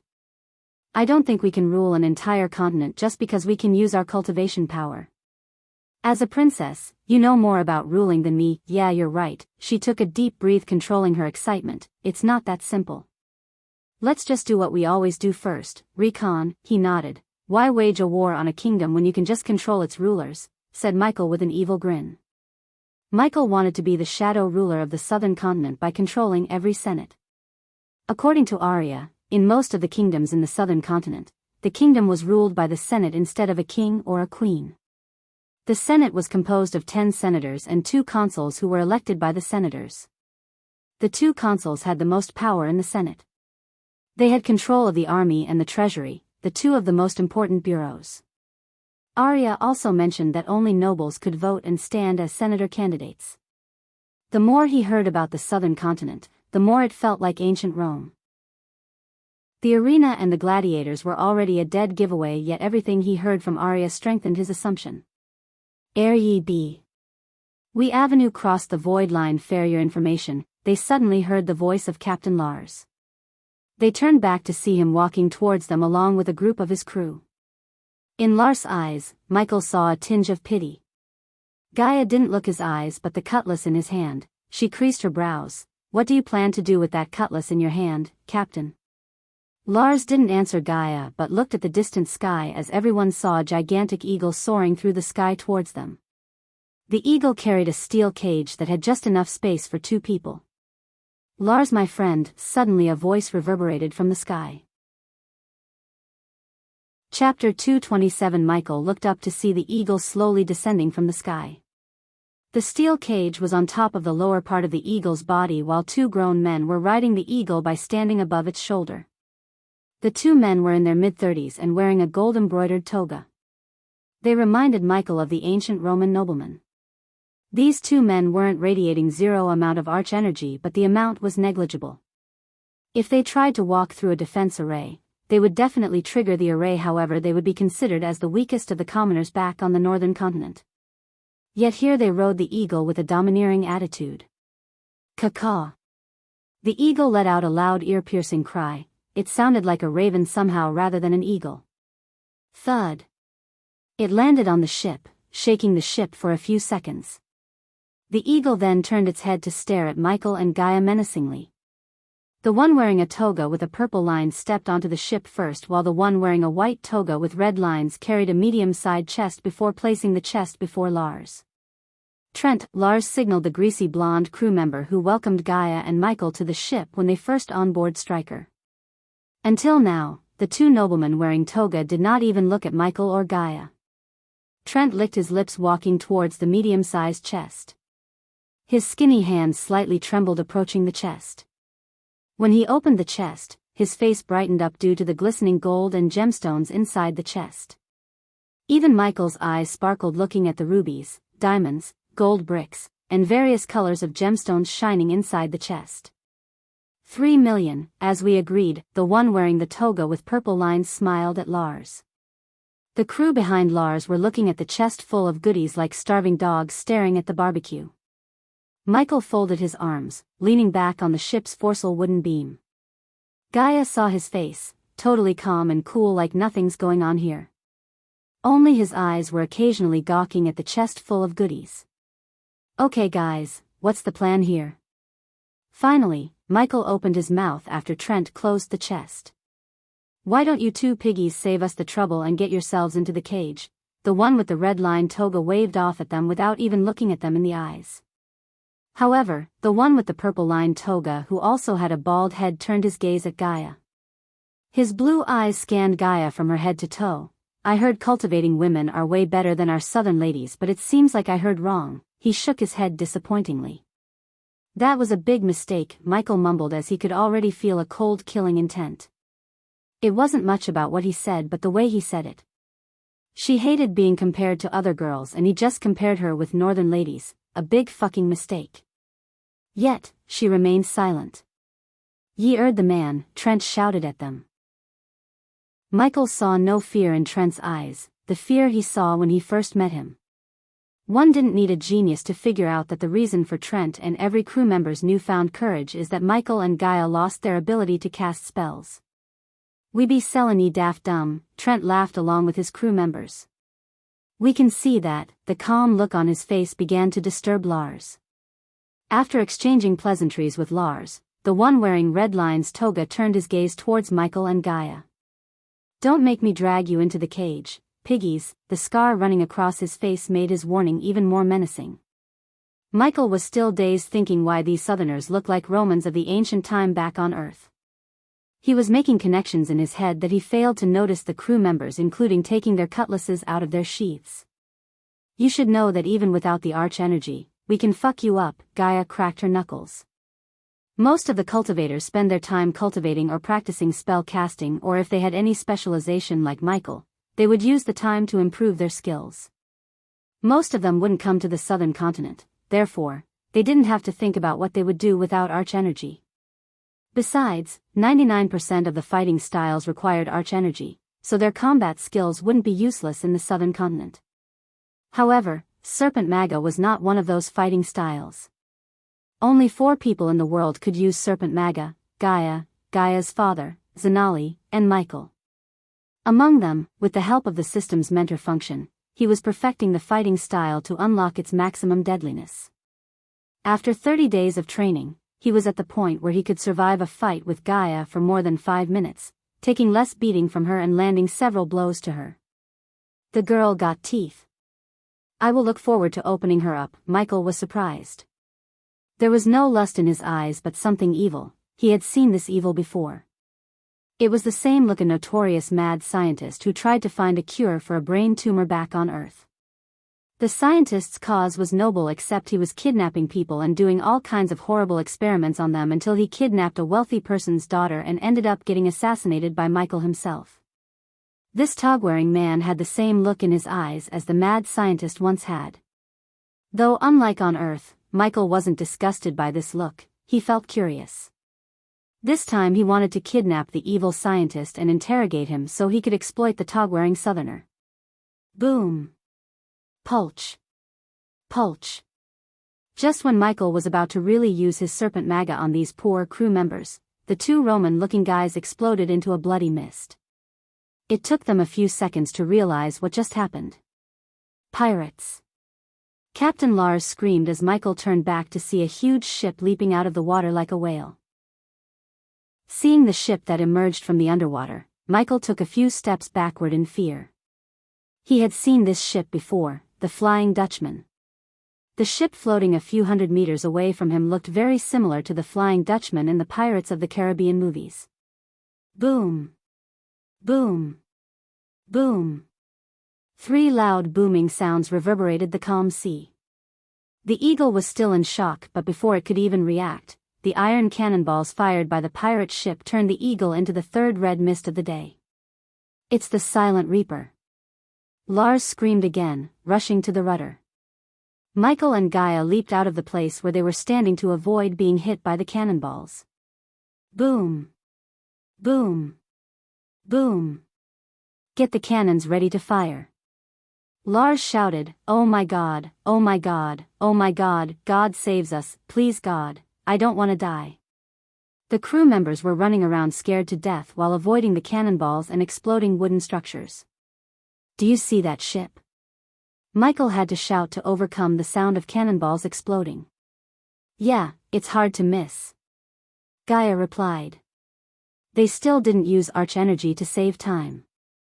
They were hiding behind the mainsail wood beam looking at the pirate ship that resembled the Flying Dutchman. The crew members and Lars forgot about them after their clients exploded into a bloody mist. "Wait here!" Michael shouted, "Where are, fuck?" Before she could ask, she saw him running towards the chest rolling on the deck. Lars was turning the ship to avoid getting hit by the Silent Reaper as everything loose on the deck began to roll around.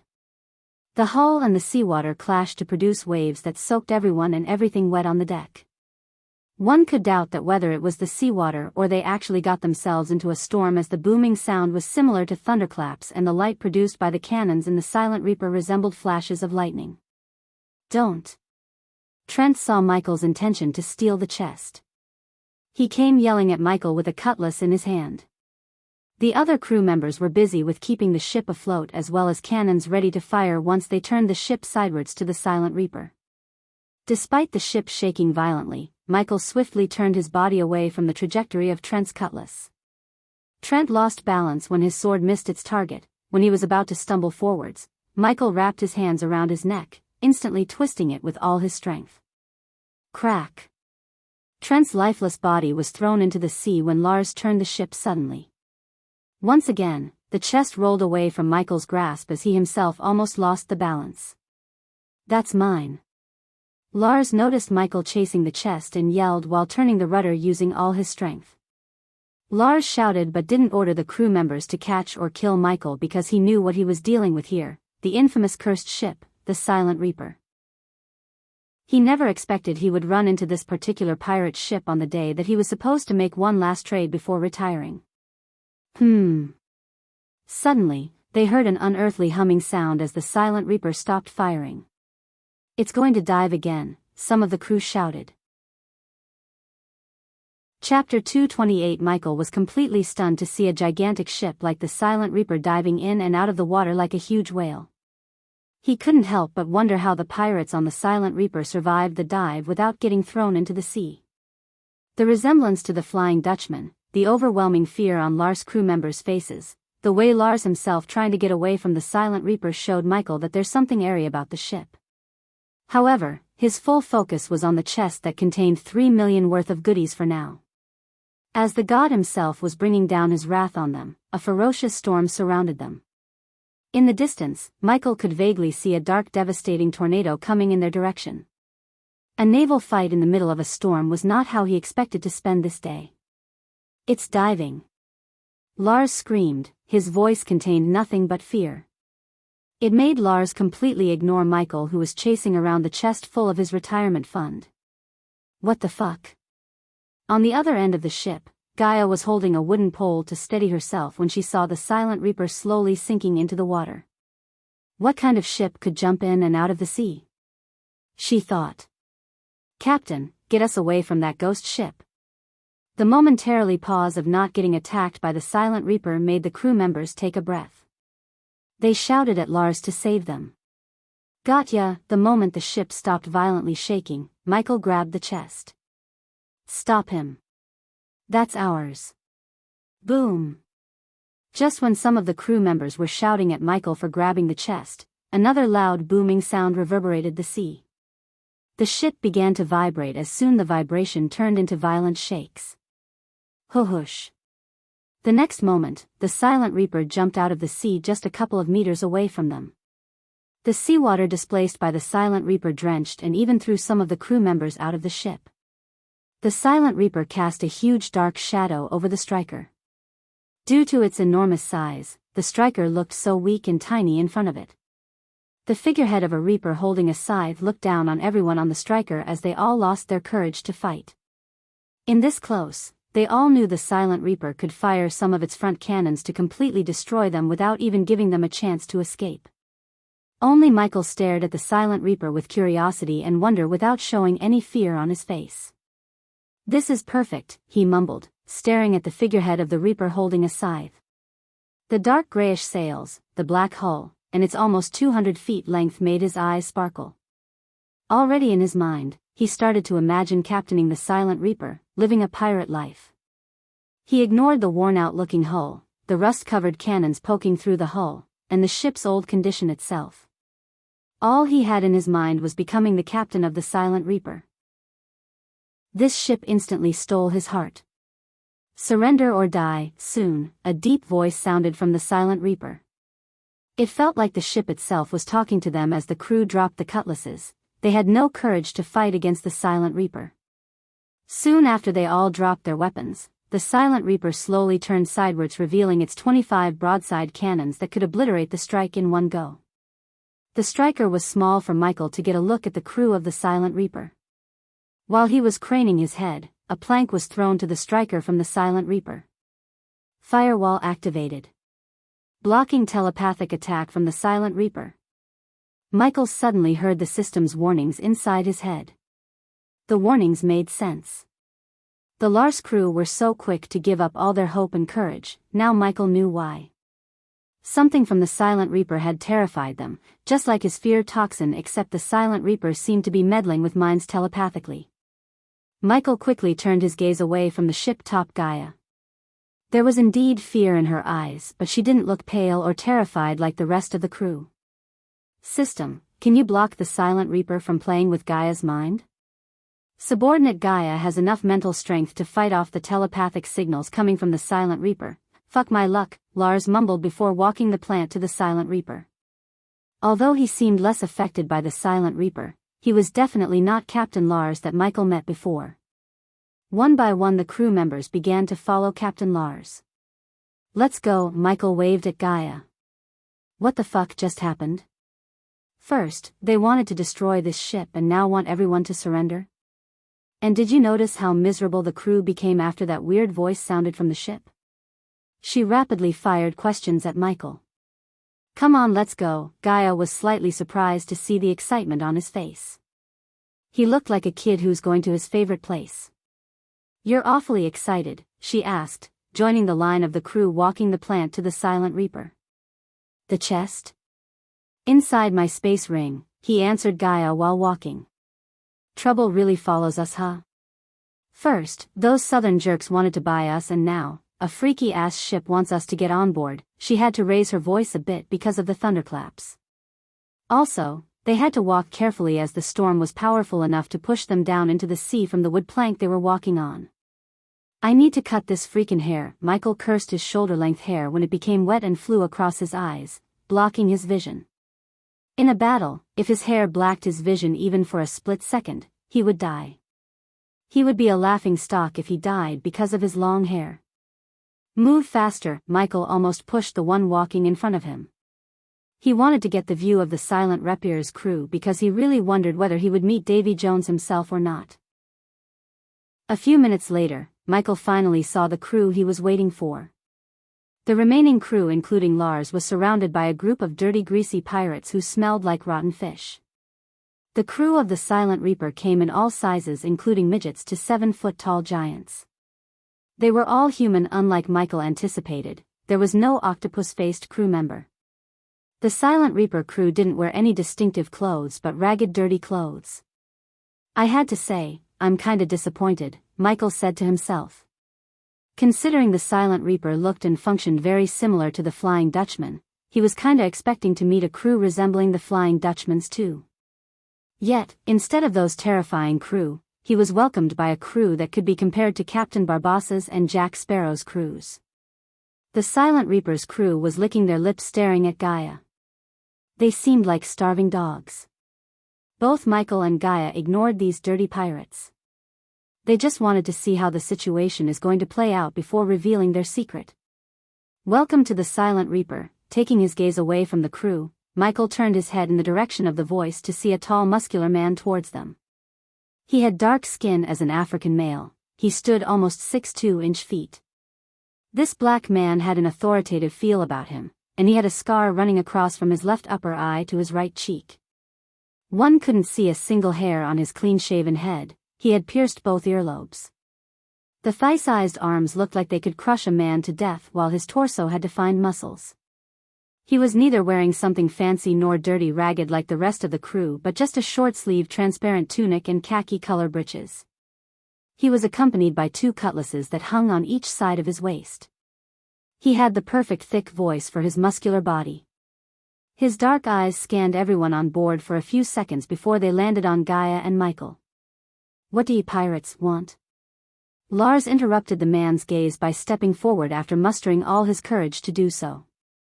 Look, Air Captain, a fearless one, a bald man standing only 4 feet laughed at Lars.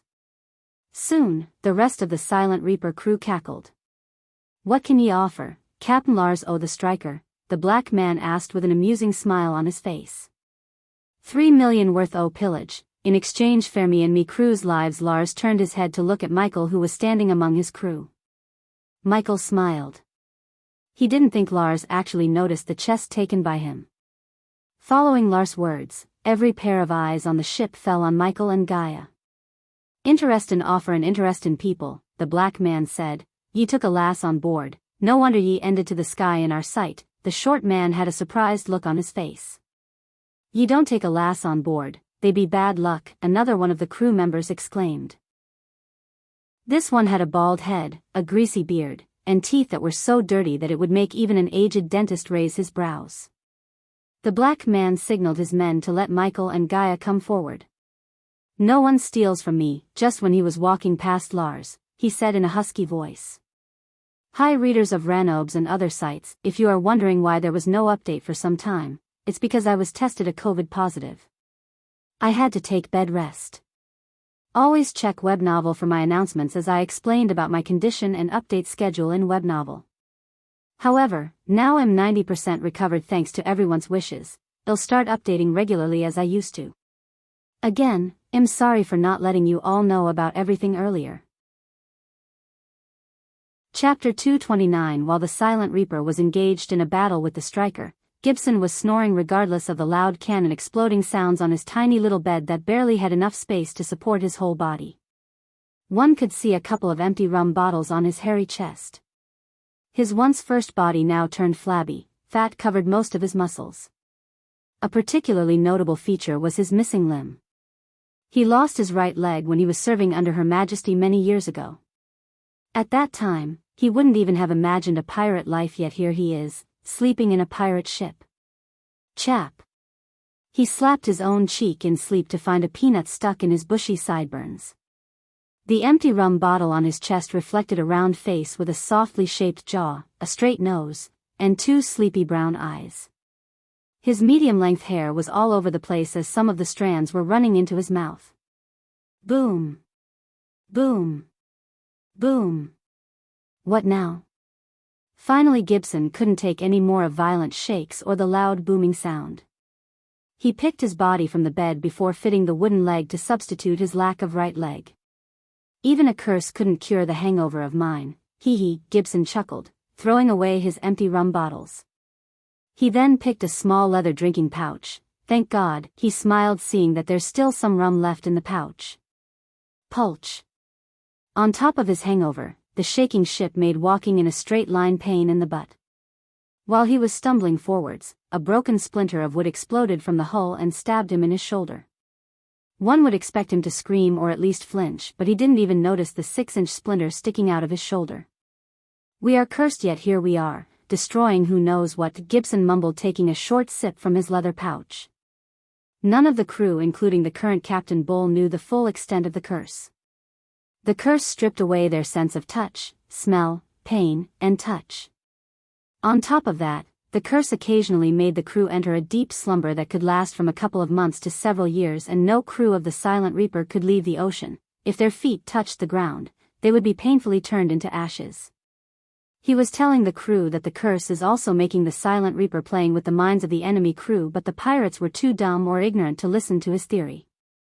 If the pleasure of getting drunk was stripped away by the curse, he would have taken a boat to some island and killed himself. Other than drinking rum, there was no pleasure in his life. It would be a lie if he said he didn't love the life before the curse. He loved being a pirate, more than being a soldier in the Royal Navy under Her Majesty. After the curse, the previous captain started to pillage every ship he saw, not just for gold but for more information about the curse. He believed someone could tell them how to break the curse. Although it was highly unlikely to find someone who knew about a curse put by a sea folk elder, it was better than just aimlessly roaming the ocean. Surrender or die, here it goes. Gibson halted his steps to take some deep breaths.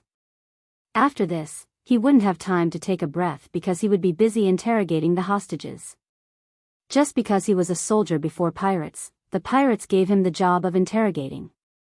Somehow they failed to understand the fact that he was a navigator on a Royal Navy ship. For the pirates, everyone on a Royal Navy ship was a soldier. "Pick yourself up, Gibson," Gibson said to himself before taking a long sip of rum. Stumbling through the bunk beds of his fellow pirates, he finally reached the stairs leading to the upper deck. Walking the stairs wasn't as easy as once it was for him when he had 2 human legs. Now the wooden leg made even the simplest thing like climbing the stairs a pain. 20 more to go, Gibson, only 20 more. He looked up at the 20 steps in front of him and sighed. 19, 18, eventually, after 15 whole minutes of heavy breaths and long sips of rum, he finally made it to the upper deck. Gibson saw Captain Bull staring at a young man who seemed very out of place to Gibson. The young man looked cleaner than everyone else. He wore a long gray coat and black breeches. After many years, Gibson saw a clean guy. The young man had the perfect jawline and features that would make any girl's heart beat faster. He was so handsome that he would make every prince Gibson had met pale in comparison. Even with his long coat, Gibson could see the muscles hiding within.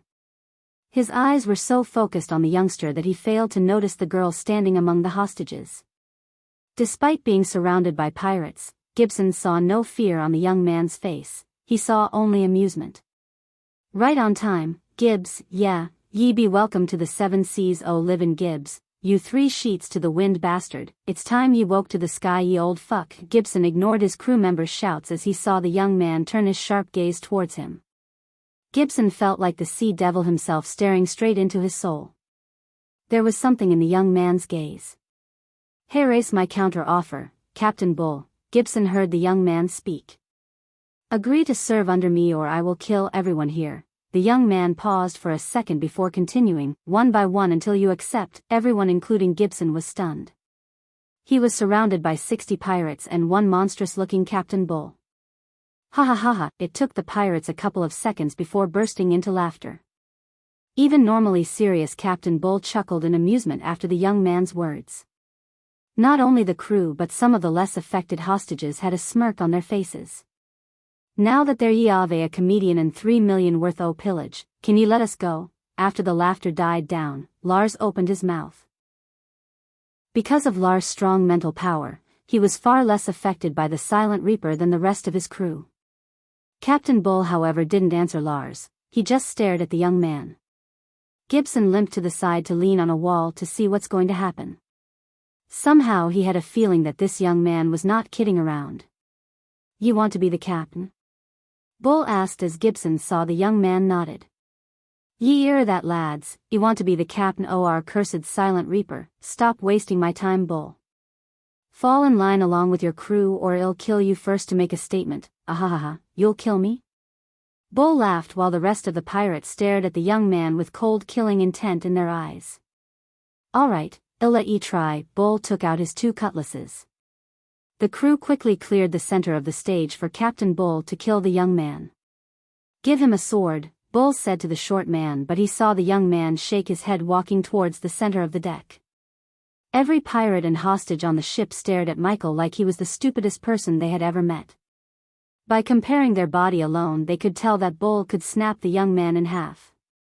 If he had taken the weapon, he would have at least had a fighting chance, but now, he seemed like dead meat in their eyes.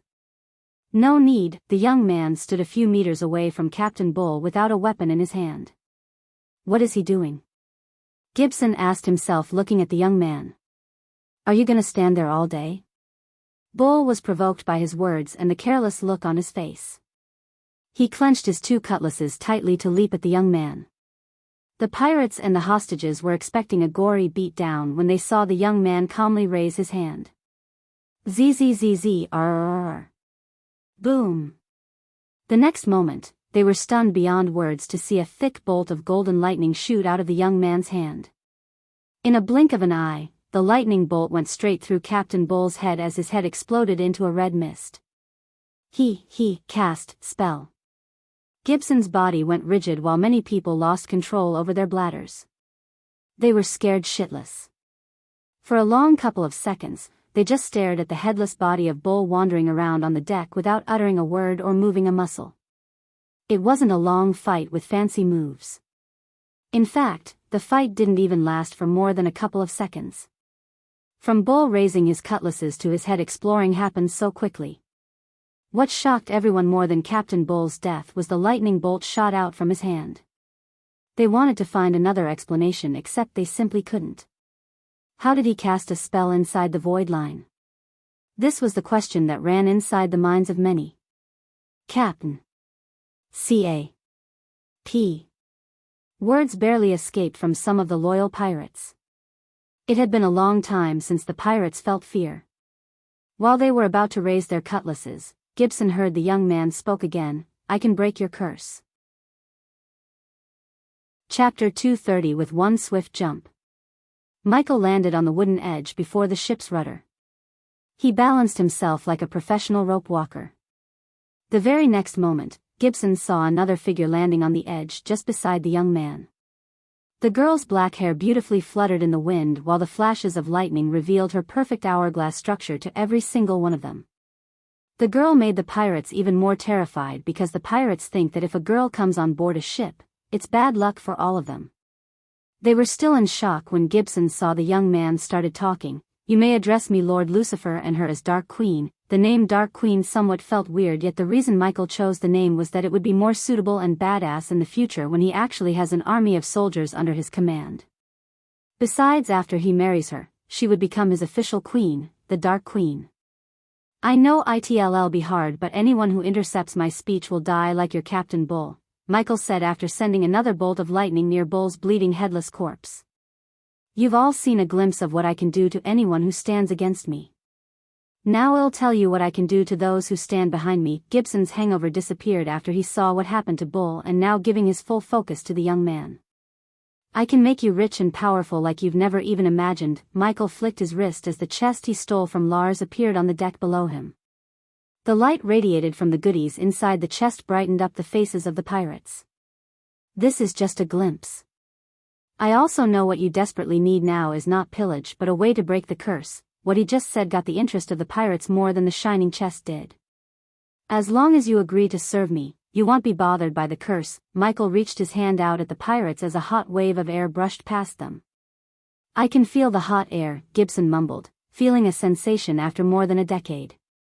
Not only Gibson, but every single pirate was also dumbstruck by the sensation of feeling hot air on their faces. Just by looking at their faces, Gaia could tell they want this feeling to last forever. Gibson never thought a simple thing such as hot air on his face would make him this happy. This is better than booze, Gibson said to himself. It took everything in him not to speak anything aloud. He was very positive that uttering any word would get him killed. While Gibson was in a daze, he noticed Shorty, the 4-foot pirate, slowly raising his hand. Go ahead. Gaia really didn't want to laugh at Shorty, but it took so much control not to laugh. Can we go to the mainland or step on any land for that matter? Yes, you can, but all of these can happen only if you serve me loyally. I don't have any place for disloyal crew on my ship. Gibson saw a couple of pirates grin. He could tell that they already decided to join this young man's crew. If it was for their captain before Bull, they would have hesitated to jump the crew or even fought the young man for attacking their captain because he had won all their loyalty, including Gibson's. Since that captain was long dead and the young man was claiming that he could break the curse, there was nothing to hesitate about. Plus, the 3 million worth of gold, diamonds, and gemstones didn't hurt. Now speak your mind, Michael said, folding his hands against his chest. The pirates stared at Michael for a few seconds. Their eyes were full of fear towards Michael. Yet, Shorty stepped forward, mustering his courage. If you join your crew, what's our share in pillages? Both Michael and Gaia were surprised by the pirate's question. They were expecting questions related to the curse, yet the short one asked about their share. What's your share under your late Captain Bull? Before the curse, we would share in 80-20 ratios. 80 for Captain, 20 for us. You'll get double under my command. I'm in. The short pirate didn't even take a second after hearing Michael's last statement. He just awkwardly knelt down on 2 knees, pledging his loyalty. System. Michael willed the system to partially break the curse in his mind. The next moment, Gibson saw a bright light beam coming out of the young man's hand. The light beam reached Shorty as his face began to show a cocktail of emotions. Soon, tears began to roll out of his eyes. I can feel again, the air, the smell of the sea. Step aside, Shorty. Gaia waved her hand as Shorty was moved aside by a gust of wind. You have 10 seconds to decide your next move. Michael's voice was cold rather than calm. In a short time, the pirates would be the ones getting the most out of this deal. Therefore, if they hesitated even after he explained everything he could do for them, he would kill every single one of them except Shorty. Yeah, fuck it. Gibson limped towards the young man. His old instincts told him that following the young man would be the best choice he could make in his life. Gibson saw a slight smile energy on the young man's face when he stepped forward. Captain. Lord Lucifer. Following Gibson, every single pirate on the deck awkwardly bent their knees, pledging their loyalty to Michael. As before, the light beam shot out from his hand, but this time, it enveloped all the pirates in a bubble before vanishing from the sight. When the bubble disappeared, the pirates began to cry like little children. They were slapping themselves, pinching themselves as well as tasting the salt water on the deck. It was acceptable in Michael's eyes. After all, they never felt sensations like this in years. He gave them the time to enjoy the moment. Tinkering with the curse did come with a cost, as they lost the Silent Reaper's ability to terrify the hostile crews. According to the system, that was a byproduct of the curse, and by removing the curse partially, Michael also removed that ability. He knew it was a necessary sacrifice to earn their loyalty, so it was worth the trade. Now I have to deal with you guys. Michael turned his gaze towards Lars and his crew members, who were standing still in fear and shock. Some of them even peed in their pants, imagining what might happen to them. Let us go, Lars stuttered in fear. With the ability to cast spells inside the void line, Lars knew these two would be a god and goddess in the southern continent. No matter how powerful the Spartan army was, Lars knew a couple of spells could easily decimate them. Let you go? Ha ha ha, Michael chuckled. The pirates stood up with newfound loyalty towards Michael. You fucker wanted to sell us. Gaia's voice was cold. Tell us who your contact was and they'll kill you quickly. Lars' mouth kept opening and closing. To be honest, he only talked with the buyer through the communication stone. The two who came riding an eagle were just the subordinates of the buyer. They never told Lars their names or where they were from.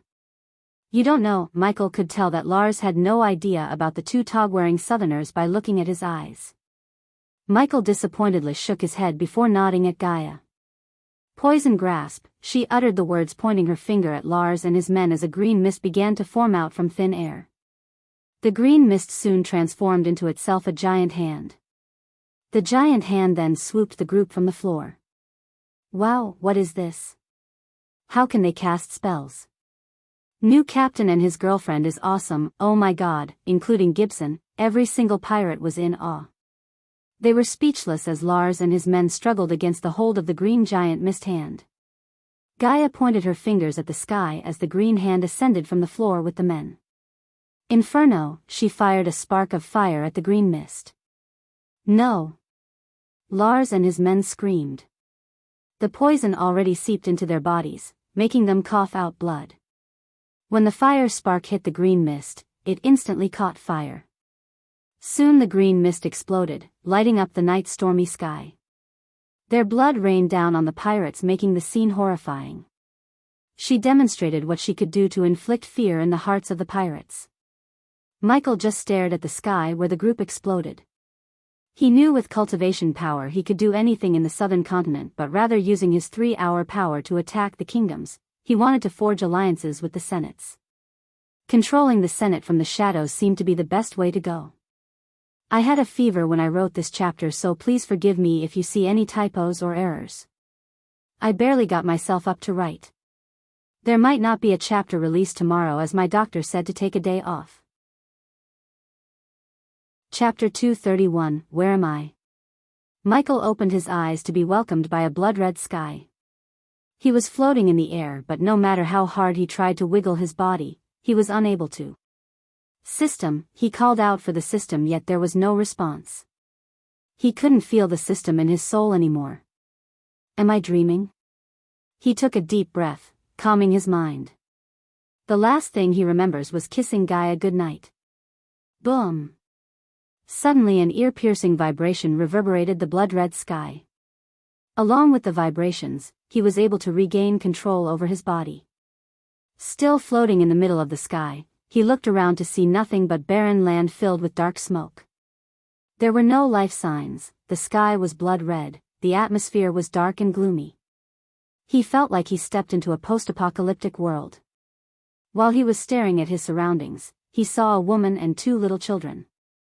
They looked exhausted beyond words as the woman seemed to be walking using her last bit of strength. The two children in her hand barely had any flesh, they were just skin and bones. As he was watching them, they stumbled down on the ground. He tried to move his body but he couldn't. The very next moment, the scenery in front of him changed. After the scenery changed, he wasn't floating in the sky above a barren land. On the contrary, he was floating in a place that seemed to be a city. The sky was still blood red, and although he could see humans walking down on the streets, they weren't much better than the woman he saw earlier. They were all extremely skinny, in their eyes, there was no life. They seemed like zombies who had no desire to live anymore. Looking from above, these people resemble ants as they were obediently walking in a straight line. After staring at the people for a while, he looked at all the buildings which seemed to be made of red cement. When he looked closer, he saw glimmering runes on the buildings. The more he observed the place, the more he doubted that this was just a dream. He was about to call the system again when he noticed a couple of people walking in the line drop dead in a blink of an eye. He expected the people to react to the people before them dropping dead, yet they walked past the dead bodies as nothing happened. Michael was unable to find a logical explanation for everything he had seen in this weird place. Surprisingly, Michael saw hooded figures covered in blue robes descending from the sky. "Hey!" he shouted at them, yet they didn't seem to hear or notice Michael. The hooded figures landed beside the dead bodies. 2005 dead today so far. Yesterday I had burned 4,000 bodies. Their words made Michael frown. "This doesn't seem very dreamy to me," he mumbled. The two hooded figures then waved their hands as crimson-red flames engulfed the dead bodies on the ground. The scenery changed again as now he was floating in the sky above a large circular stage. The stage was occupied by more hooded figures he saw before, children of various ages and more skinny people. Except for the hooded figures, the others were chained and brought to their knees. "Stealing is forbidden and it's a crime punishable by death." Michael turned his head towards the voice's direction to see a hooded figure holding a long scythe. Before the chained man in front of the hooded figure could react, the scythe cleaved his head right off his shoulders. "Skipping the line is forbidden and it's a crime punishable by death," another voice followed by beheading. "Praying to sun god is forbidden and it's a crime punishable by death. Attempting to cultivate is forbidden and it's a crime punishable by death. Using arch energy is forbidden and it's a crime punishable by death." Michael heard the hooded figures on the stage exclaim before they behead the people regardless of their gender. The hooded figures showed no mercy at all. Some crimes like stealing and skipping the line were hardly punishable by death, yet the hooded figures cleaved their heads off for these pitiful crimes. The scenery changed again and again and again. One time, he saw a lifeless airy forest. The other time, he saw people fight like animals for a water puddle. He also saw a 7 feet hooded figure drop a nuke in a city. Michael lost count of the sceneries he saw. After everything he had seen, he was sure this world had already turned into hell if it's not already the actual hell, and the hooded figures were the demons. The real question was why and how is he seeing all this? Suddenly everything around him turned dark as someone switched off the lights around him.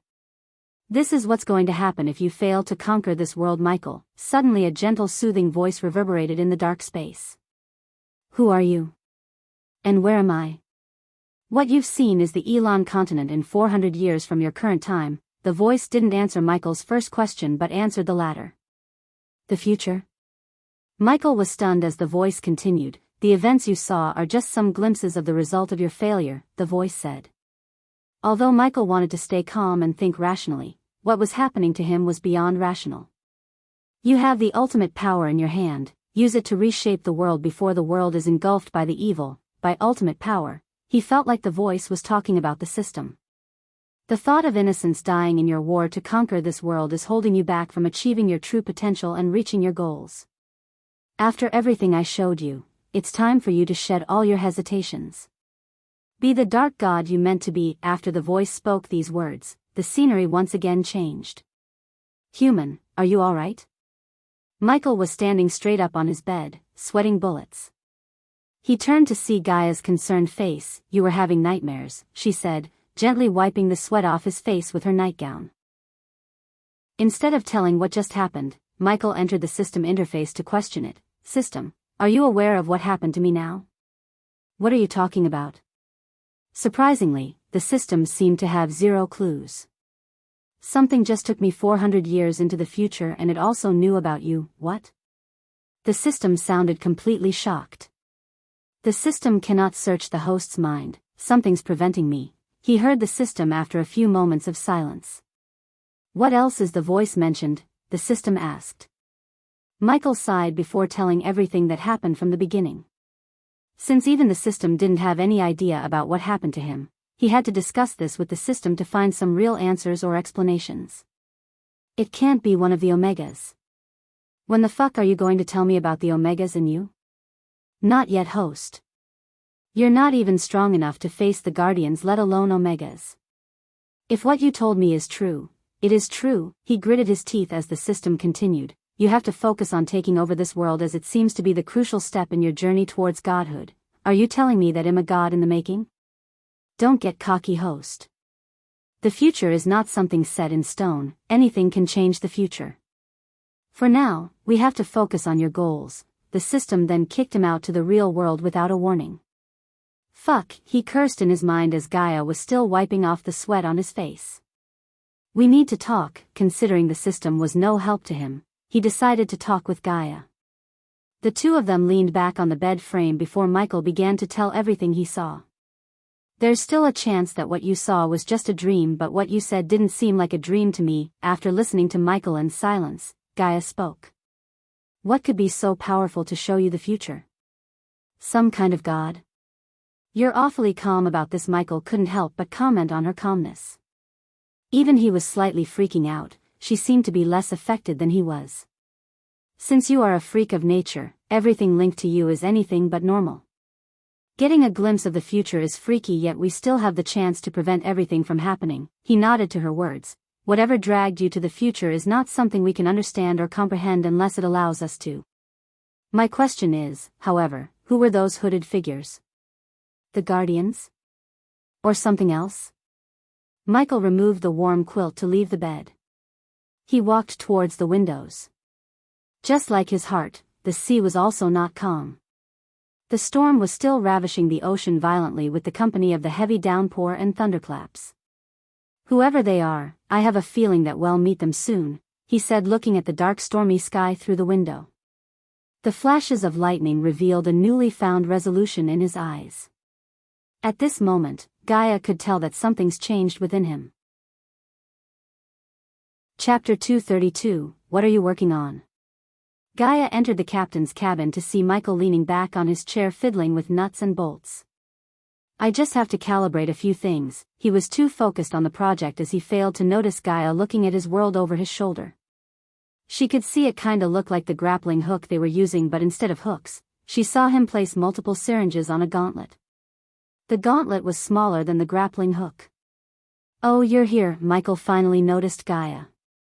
"Give me your hand." He didn't even wait for her as he just took her right hand. With her hand on his hand, Michael grabbed the gauntlet before gently placing it around Gaia's wrist. "It's gonna sting a bit." "What?" "Ouch." She felt a sharp pain in her wrist. It was like a couple of bees stinging at the same time. She looked at the gauntlet to see the syringes plunging themselves into her wrist before completely disappearing. "Are you gone? Don't move," she was interjected by Michael. She rolled her eyes a bit and looked at him and placed a transparent glass-like sticker on the back of her neck. She expected it to sting as earlier, but she only felt a slight tingling sensation in her brain. "When I cut your hand, think of a healing potion." She frowned, but she ultimately nodded her head. With a gentle smile, he picked the dagger hanging from her slender waist.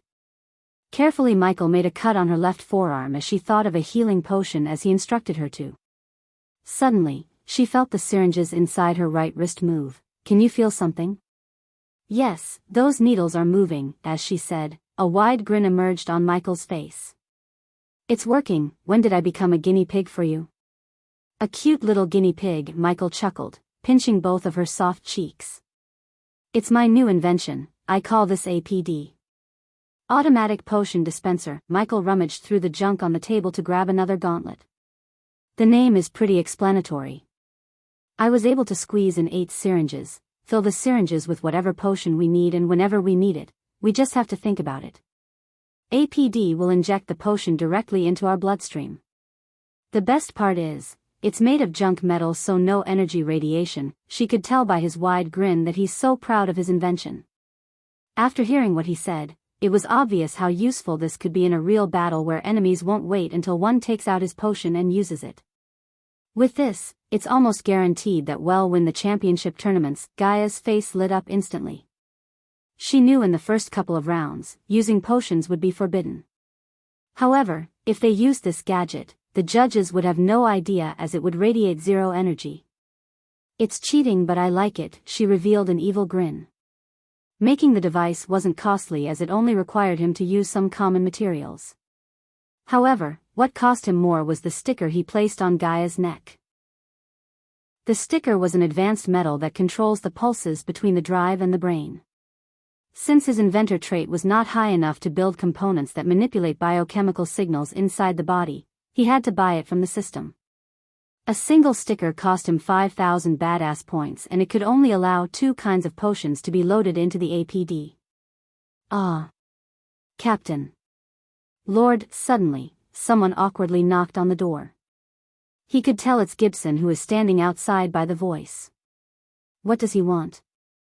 Let's go see. Michael put on the APD beneath the sleeve before leaving the captain's cabin. When he opened the door, he saw Gibson, Shorty, and a few other pirates waiting for them. In their eyes, there was fear more than respect. The way he killed Bull was still freaking out the pirates. Lord Lucifer, we'll reach the Pirates' Cove in an hour, Gibson said. The sky was unusually clear.